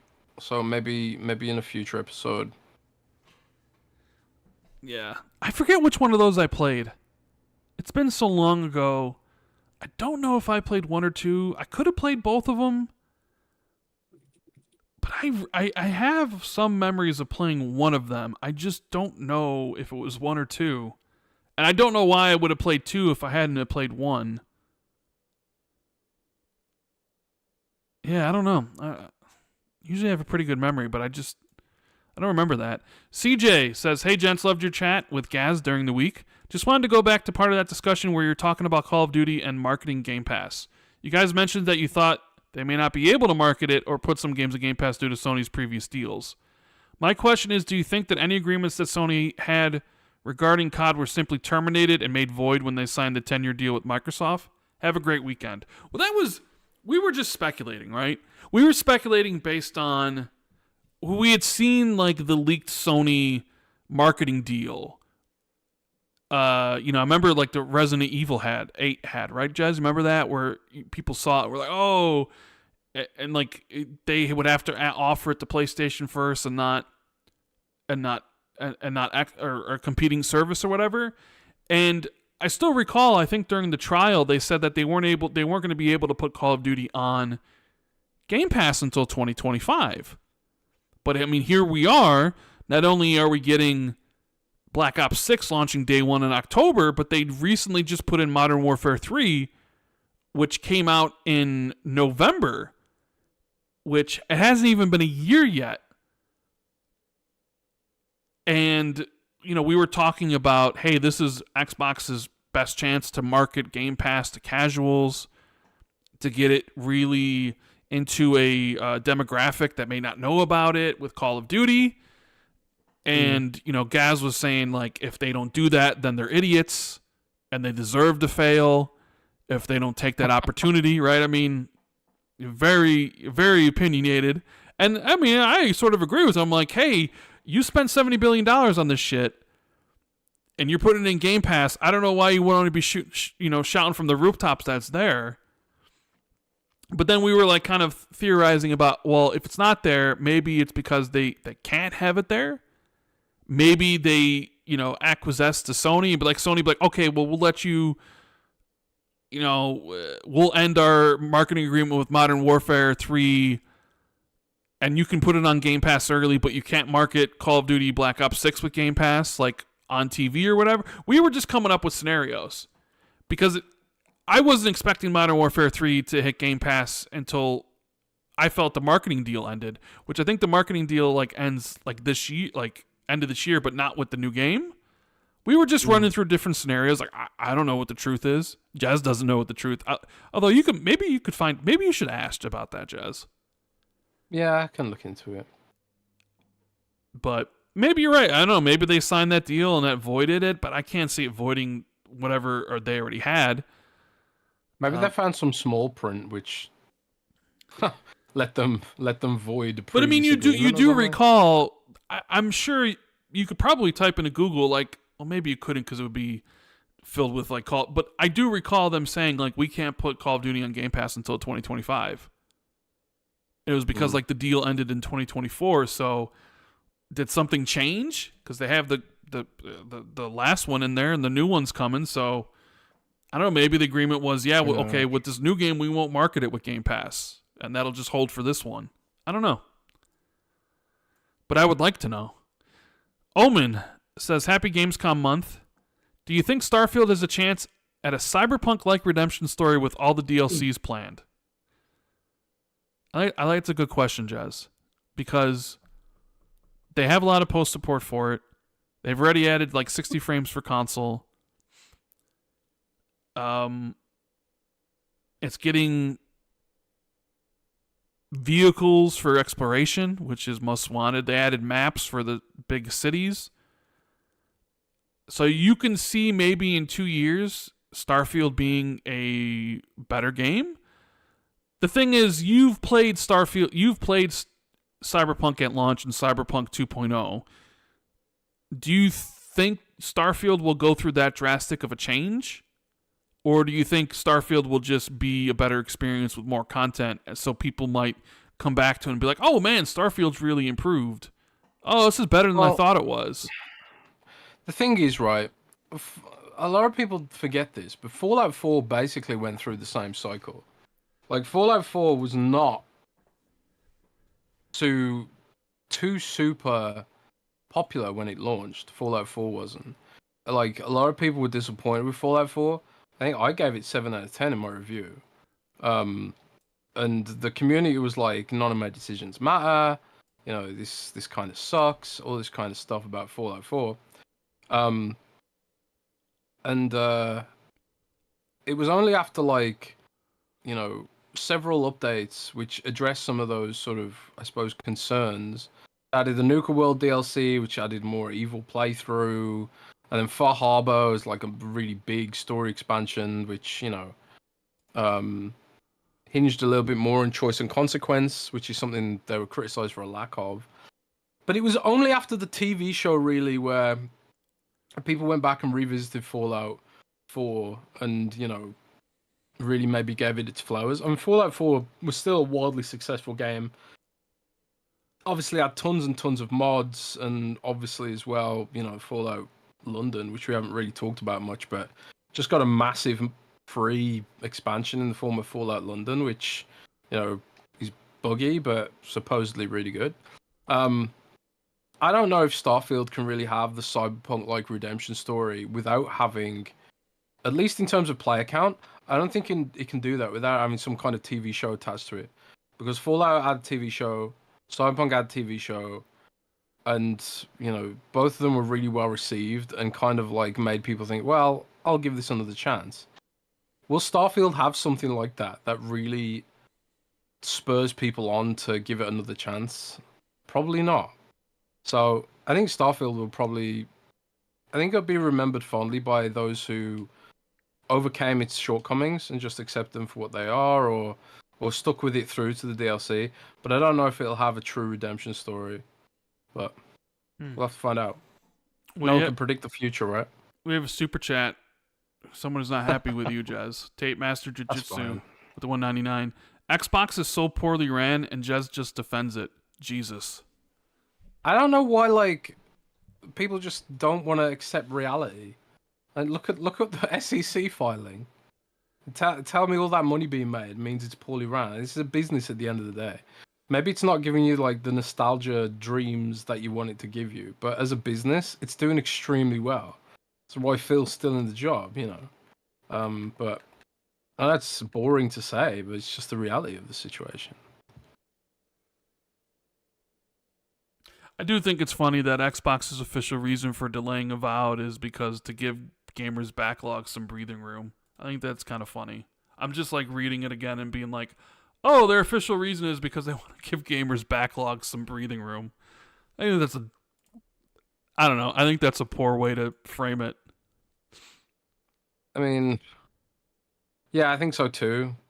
But what could you say? Like, we don't want to steal and give it more time. I don't know, like any other delay. Instead of saying, "Oh, well, we didn't want to release it because your backlog, guys. You need a breather. You need a breather."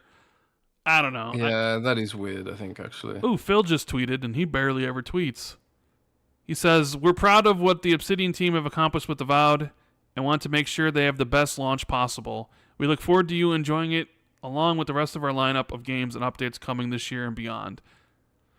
See, I don't know. I feel like him saying we want to make sure they have the best launch possible, I feel like that's a better message than saying, guys, your backlog's crazy, right? We'll give you a break. Avowed's coming in February. Like, I don't know. I feel like that messaging there is a little bit... That's a bit strange. I agree. Yeah. I don't know. Let's see. We got another question here from... Lee Sanders, yo, lads. So we are most of the way through the year now. Thoughts on another year after the Matt Booty one big game quarter comment? I think personally with the talk of Avowed being pushed to next year is great and means it'll be played more, in my opinion, due to a busy season. But how does this keep happening when nothing comes out spread out? Makes you wonder what the hell is going on, really. I mean, the thing is, it's like I'm not putting words in their mouths. They're the ones who keep on talking about this one game a quarter thing. And they're the ones that keep on missing it. So you had 1 year where you got it, which was 2023. Yeah, this year didn't. You know, so it's like,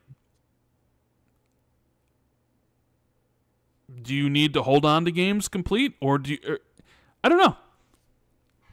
But I mean, it's clearly something they're planning on doing. They plan on. It's just they can't execute. You know, game development, tricky. Games get delayed all the time. Maybe it's just one of those promises that is just going to be, sometimes they'll hit it and sometimes they won't. But you figure with 30 some odd studios and all the partner studios they're working with on other games that you'd hit it more often than you would miss it. You know? And now I'm sort of wondering, with Avowed being February of 2015, February 18th of next year, was there another game Xbox was planning to release January, February, or March? Or did Xbox solve a problem by delaying the game because they knew they didn't have another game in the first 3 months of next year? So you can't keep on talking about this shit about having a game a quarter if you're not going to hit it. Like, well, we hit it one time out of 4 times. Right? We'll see what happens. But I do not like everything being packaged at the end of the year, because it always ends up with something getting overlooked and the bigger games overshadowing something, and I think that's happened with Avowed. Nate Miller says, I'll say it, I'm glad Avowed got delayed. As a father of 2 toddlers who run my house, there's too many damn games, especially in the holiday season. Do you guys wish game releases were more spread out throughout the year? Oh, Do you hang like? on a sec. Hang on a sec. Before I miss this, Mhm. I Billiness said we missed a super chat from the start. Who? Where Art of Beardliness, where he asked, this was from the start of the show. He said, "I finished Lies of P. Should I play Sekiro or Elden Ring?" Oh, I don't see that anywhere. Yeah, it was from the start of the show. He said, must have got pushed up. I like Sekiro. It's one of my favorite games of last gen. So you're the one who's played both of them. Well, I haven't played Lies of P. Oh, but no, but he completed Lies of P. He wants to know if you should Oh. play Sekiro or Elden Ring. Depends on what you want. Do you want do you want So do you want open world Dark Souls where Elden Ring is very much about exploration and marveling at the art and the interconnectivity of the level design and everything, or with like the many different ways you can play it, many different styles of play where you can kind of choose your own, and the epicness that comes along with the discovery, that like natural discovery of like the anti-Ubisoft, right? Where you're discovering things on your own, playing how you want, and like being like truly amazed at how they built this world. Like that's some of the coolest things about Elden Ring. Where Sekiro is very much an opposite. It's much more action focused. It's not as slow as Elden Ring. You have to be a master of the parry. There is no, hey, I'm not strong enough, so let me go grind like you can in Elden Ring, where you can go somewhere in Elden Ring and I can't beat this boss. Let me go somewhere else for a bit, level up, and come back. Sekiro is very much like you need to be a master of the sword, and there is no going around anywhere else to level up. You will, beat your head against this boss until you beat it. Because there is only one style of play. You only get one sword. You only level up when you beat enemies. When you earn coins, you can buy abilities and stuff. But you only do more damage and have more health by defeating bosses. And there's two totally a lot of like From Software fans don't consider Sekiro really a Souls game. Like they do like the Dark Souls and the Elden Ring and Bloodborne. They consider it something different. It's much more action paced or action focused. I love the parry system. I think Sekiro's better than Elden Ring. But I mean, we're talking like if Elden Ring's a 9.5, Sekiro is like a 9.2 or something. Or no, the other way around. So it depends on what you want. It really depends on what you want. I think which one isn't Lies of P more like Sekiro? Isn't that also very action focused, parrying and stuff like that? So rather than, I don't know, I always heard Lies of P was more in line with that.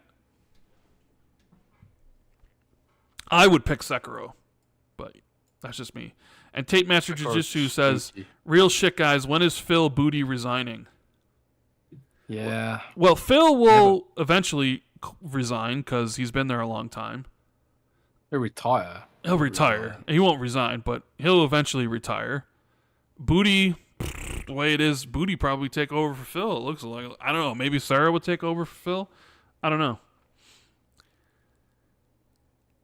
But I mean, you can go look at what, like Jez said about the business. Take a look at 2014 when Phil took over, and take a look at Xbox's revenue in 2014, and take a look at Xbox's revenue now.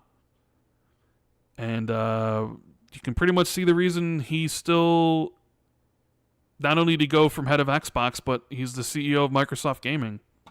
Yeah, I mean Phil saved Xbox. I know a lot of people don't like some of the decisions they've made, but honestly, a lot of it comes from console war mentality. But if you look at the business aspects of it, you can't deny what Phil's achieved. You just can't do it. Not in any sort of serious way. You can't deny it. A lot of things could have been done better. There's some forethought that's missing sometimes. Like I wrote an article recently, like why was Genshin Impact rejected from Xbox? That is a huge miss. So like the stuff like that, which I think there's been some mistakes for sure.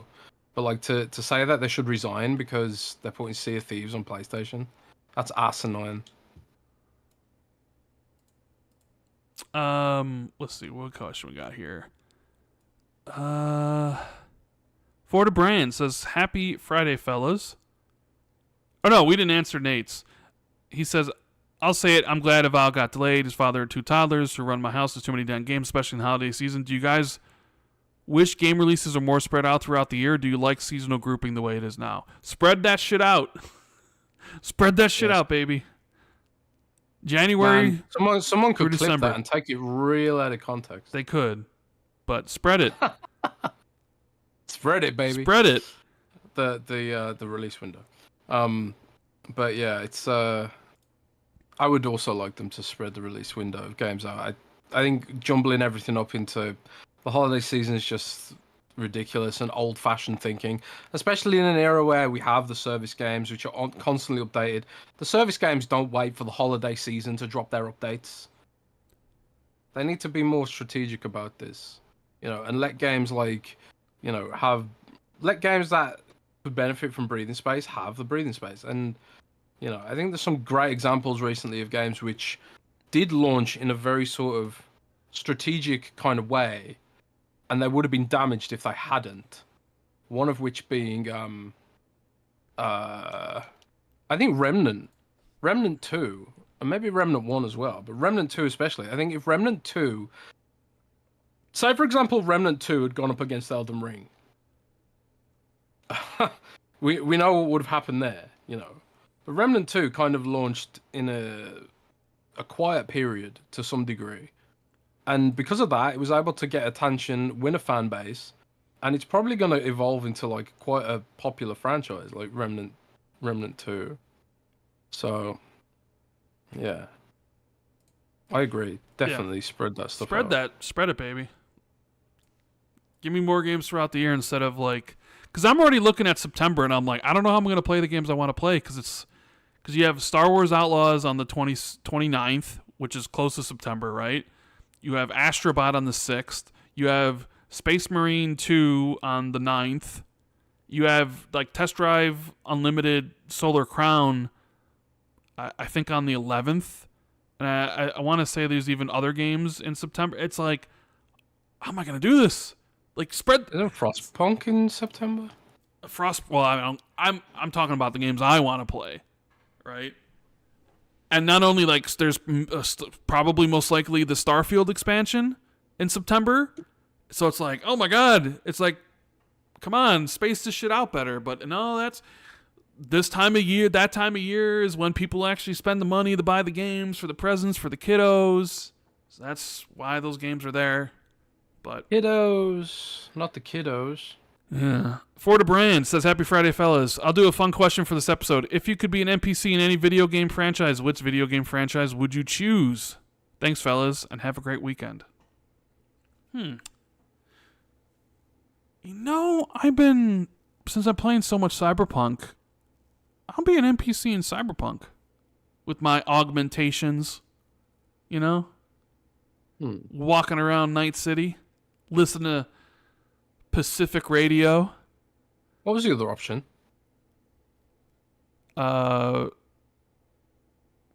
If you could be an NPC in a video game franchise, which franchise would you choose? Oh. World of Warcraft, come on. What, does World of Warcraft have NPCs? Yeah, of course it does. So would you want to be an NPC in World of Warcraft? Or an NPC in Diablo? Now, Diablo would be horrible. Oh, no. Well, yeah, like World of Warcraft would be horrible. It's World of Warcraft. Like the planet is constantly under attack by eldritch abominations from outer space and shit like that. So I probably wouldn't like to be in World of Warcraft. Where would I like to be? I don't know, man. Maybe something nice and easy. Like, I don't know.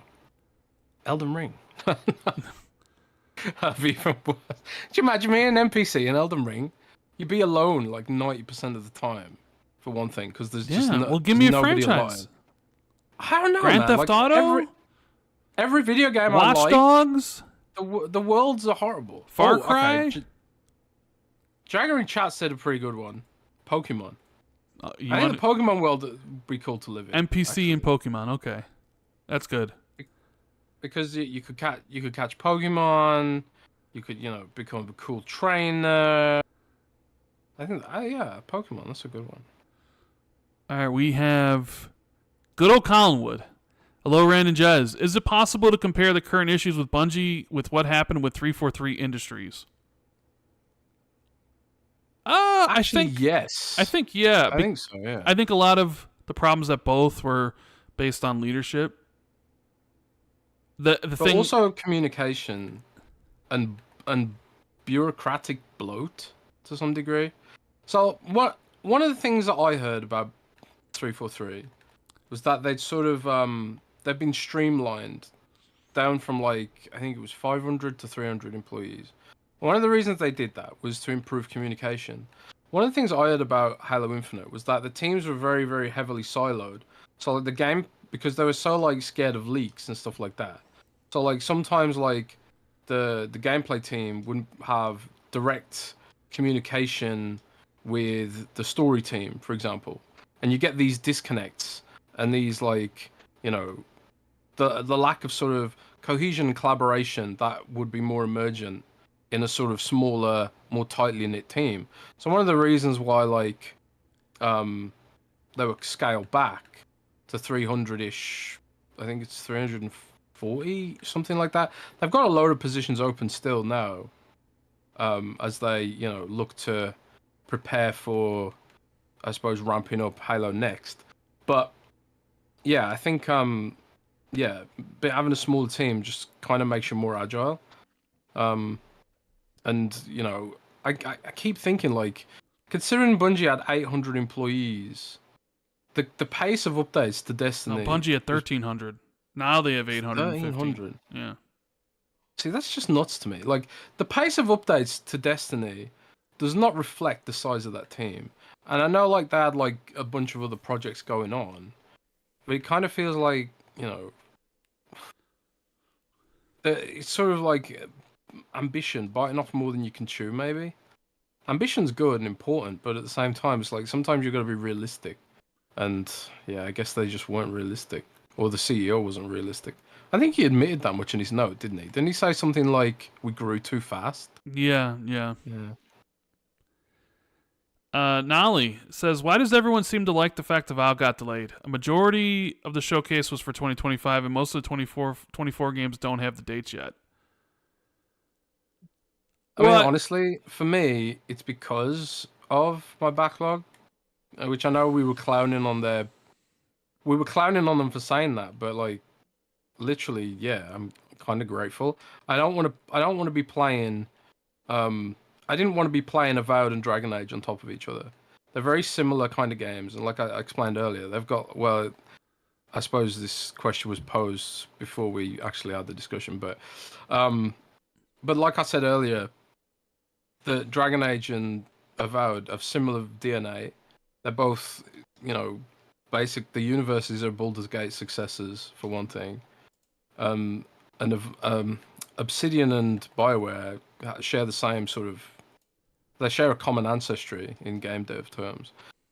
So, for me, I'm happy they're sort of moving it away from Dragon Age personally, but I don't know if you feel differently about that. Well, because for me, it was going to get overshadowed by Assassin's Creed. Because it's releasing so close to it, and if I had to choose someone, I wanted to play Assassin's Creed, so I sort of feel like Avowed was going to get passed over, and maybe a lot of other people feel that way. They would rather play, Assassin's Creed, or they'd rather play something else. And I think people, like I said, I would probably be more upset if it was Indiana Jones getting delayed. Because Indiana Jones is one of my most anticipated games of the rest of the year. Whereas Avowed is like, all right, well, if I have time, maybe I can get to it. Where it getting delayed now with it coming out in February, there's probably a much better chance that I'll be able to play Avowed right away without having to worry about any other games that are coming out in that similar time frame. Mm. So I think some people are viewing it from that, where they're just looking at it and being like, I want to play Avowed, but I might still be playing Dragon Age, or I might be starting off my journey in Assassin's Creed, or I might still be playing Call of Duty, and I won't have time for this, and it's just too jam-packed. So actually, it getting a delay until early next year is great. Now I'll have something to play early next year, and I don't have to worry about it. Right? Yeah. I think I'm also just kind of numb to game delays now. I just assume everything's going to be delayed. And I just wait for it when it comes, Because I've just been doing this for so long now. So I can understand, like, if that was the only game you were looking forward to, it's completely valid to be like, well... Of course. I mean, they Microsoft said it was promised coming in this. 2024, and it's not. Yeah. It's not the first time this has happened to Xbox games. I talked about all the ones that have been delayed this generation, so it's something that's happened all the time. And that's another thing where people don't trust Xbox, because now it's like, okay, South of Midnight's 2025, and Doom and Fable, but then you just wonder, are they though? Yeah. Are you that confident Fable's going to hit 2025? I mean, because you can point to many different examples of games you thought were going to hit that year and that get delayed. So, Maybe part of it's just like, saying to the team, look, we put this date out there. This is your impetus to, work hard and deliver it feels this feels more like a strategic delay than like, oh shit, the game's on fire, give it another year. Yeah. Right? This is more, all right, we're going to do what's best for the game, and we need to move it. It's not a new, I mean, I say it's a new IP, but it's in the Pillars of Eternity universe, but it's a new IP in name only. No one's heard of the Avowed, but a lot of people have heard of Dragon Age. A lot of people really want to play Dragon Age because, it's the continuation of a really long story, and especially if you were someone who played Dragon Age Inquisition, you're going to find out, what the hell's going on with Solus and stuff like that. Which is obviously a huge part of the plot. So, yeah. But Avowed is like a completely new story. It's a new starting point. So putting those two superficially similar RPGs, dark fantasy RPGs against each other is just not smart for anyone. It's not good for EA, who are partnered with Xbox, and it's not good for Obsidian, who want the best for their game. So we just need to accept this for being what it is, and whatever. It's not that big of a deal, in my opinion. 3 months, right? We have Laser Wolf. You're tasked with taking 2 Xbox franchises to create a crossover game. What would be the franchise be? What would the franchises be, and the type of game it would be? Or what type of game would it be? 2 Crossover Xbox game, franchises, cross them over. Okay. So, Halo and StarCraft. I don't like that. You don't like that? You don't think it could work, though? Both 2 sci-fi franchises? Nah, 'cause you're kind of ruining StarCraft by putting it with an inferior franchise there. Oh, shut up. I'm talking about could things work? Like, maybe, the StarCraft universe is on this other end of the galaxy, and Master Chief and Cortana just used the gate to jump, and look, what do you know? There's the... Bro, that's terrible. Stop it. That's terrible. It so could terrible. work, though. It could work. No, it could not. Yes. I tell you what could work. StarCraft and Call of Duty. You do Call of Duty : StarCraft, and you play as a Space Marine or whatever, and then, Oh, I mean, I wouldn't mind that. I wouldn't mind that. Or even Call of Duty ODST, where it's Call of Duty style gameplay, but it's Halo ODST. I think that'd be sick. I think I've talked about that before. That idea. I don't know. That'd be cool. What else could work. That'd be cool. I mean, this isn't really a crossover, but like people always talk about this, and I think this is a great idea. A Forza Kart Racer, which is just all the Xbox franchises. Yeah. That is like the lowest of low hanging fruit, and should absolutely do that. Set up a small team within Playground to build that, and that can be like their small AA game or whatever. It could work. I mean, they have the franchises to pull off something like that. Yeah, I got the car physics and all that shit. I just sort of wonder who would make it. Do you probably have to farm that out to somebody else? Maybe you get Sumo Digital to make it. I mean, who made Crash Team Racing? Build a small team within. Yeah, I guess you could do it. Forza dudes to do it, or buy one of the small studios that make some of the other racing games out there. I don't know. We have Banana Peel Jack. Says, Jez, are you going to be checking out the new Diablo 4 season next week? I'm looking forward to my Sorceress finally getting some love. The Sorcerer is my favorite class, has been crap since launch, and desperately needs some major buffs. Also, your thoughts on the Spiritborn? Well, I'm not a huge fan of the Spiritborn, I've got to be honest. I think it looks just like... I think it looks derivative. It's like a monk mixed with... It's a monk druid, basically. I feel like they could have done something more original. It just doesn't look that original to me. And I guess it kind of fits the theme of the expansion, and it fits the theme of the region the expansion's going to be in, but I just can't help but think they could have done something better there. But the changes look really good. Like, I think like they was talking about how their plan with season 5 was basically going to be like, we're just going to buff everyone to crazy levels. And like I've seen some of the changes they've done to mage, sorcerer, not mage. Thinking in Warcraft terms. Yeah, definitely looks like sorcerer is going to be, some of the other sorcerer specs are going to be. I know sorcerer had some good specs like ball lightning one season, but yeah, I'm definitely going to check out season 5. It looks like it's going to be fantastic. Probably going to play Necromancer again for it though. So yeah, but I've also got World of Warcraft: The War Within coming up. So yeah, and I know you're going to be putting a lot of time into that. I've got to finish Elden Ring before all this shit pops off. Yeah, well, you don't got much time. You got 4 months to finish Persona 5 as well. I think I'm pretty close to the end of the DLC now. Yeah. We hear that all the time. Sure. Oh yeah, on the stream, I killed Commander Gaius. Could you imagine if I started Persona 5 and beat it before you? A Persona? That shit's not getting finished, man. Of course it's not. But I killed Commander Gaius and the giant sunflower thing during this podcast. So, how far away from the end can I be at this point? It's probably roughly halfway through. I killed Mesmer as well.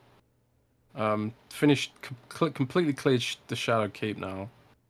So I don't know where I go next. I'm currently fighting a golden hippo, and he's giving me a skibidi fragment. Thank you very much. So, is there anything else you want to talk about, Jez? Is there anything else we missed? Yeah, man. I think, Xbox is going through this big transition thing, and I think the whole industry is right now. And I think, it's not over either. There's going to be more of these pain points to discuss. I wouldn't be surprised if more studios have more layoffs. Like, you saw EA's... We didn't talk about EA's financials. EA was down too. Like, EA's, true. box games, full games were down 40% year over year. And I think their live service games were down as well by, 10% or something like that. So the whole industry is going through this, contraction right now.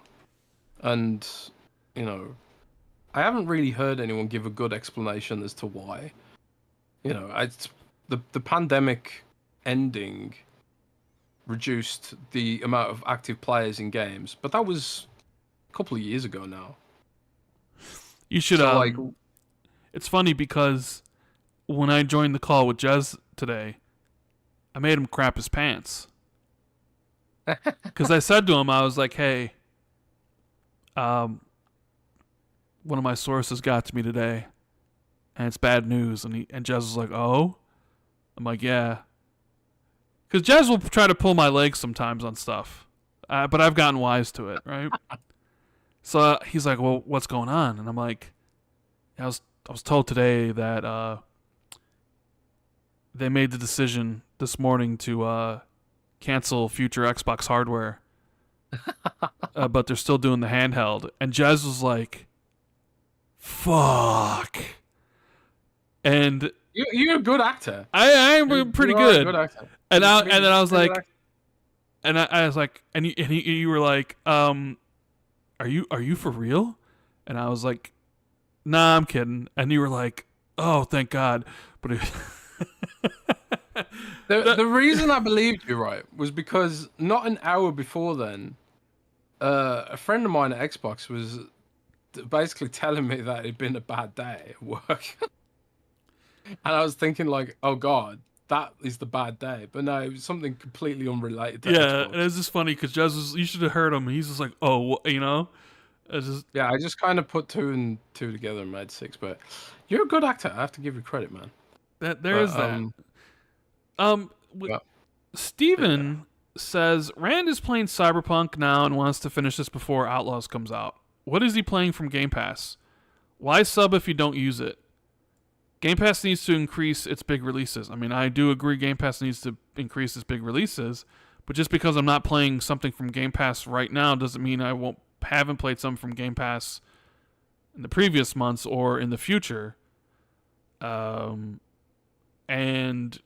one, you sort of need Game Pass Ultimate to play online anyways, although I don't really play much online. I have like 3 years stacked, so it's like what value I get out of it is the whatever games I check out from it. I mean, I don't know. I knew when I started Cyberpunk that I wasn't going to play anything until I was done with it. So just because I play Cyberpunk and I'll play Star Wars doesn't mean suddenly I'm not going to play some from Game Pass later in the year or something else that hasn't come out, you know? Yeah, I mean, I'm kind in Elden Ring right now, but like I've started playing Call of Duty, which is a direct result of Game Pass. But yeah, I don't know. I do agree though that they need to increase the sort of ongoing value of Game Pass, even if it's not games, like more perks, like the Valorant stuff. That's great. That's genius. I think that's like the getting all the Valorant characters in there. You know, I think that's great. You know. But they could do more. There's more they could do there, I think. And I think Microsoft needs to... I really do think Xbox needs to really think further outside the box in general when it comes to Xbox. And in terms of, like, the platform. There needs to be more platform features. There needs to be more platform investment. There needs to be more fun stuff, not just gaming.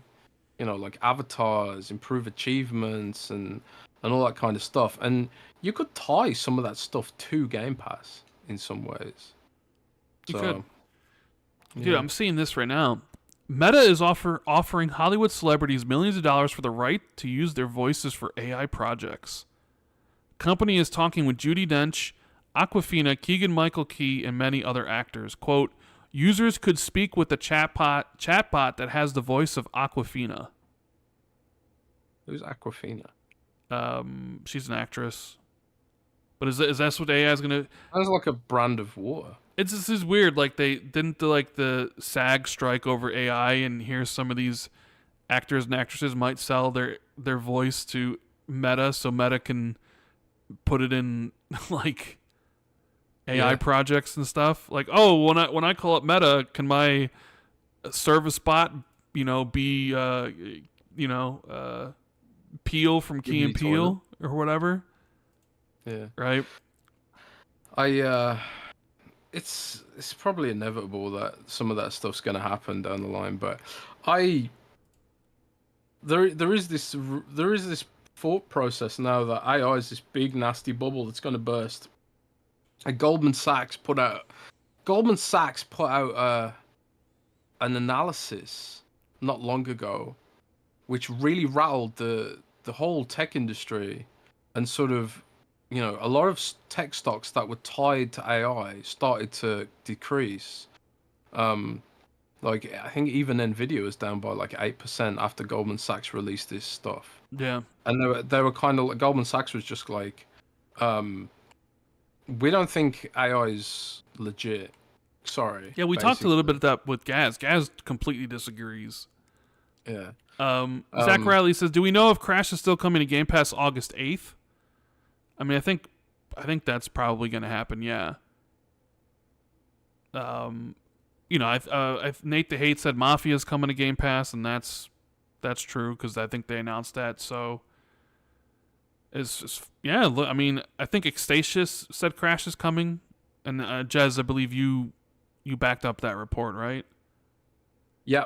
Ecstasis said Crash is coming. Yeah, the Crash Insane trilogy. So I think that's coming. It's true. And for anybody who is interested in what I was reading, and I highly recommend this book, Robert Jackson Bennett, I read his book, The Tainted Cup, which came out this year. It is a fantasy murder mystery with a dash of Attack on Titan.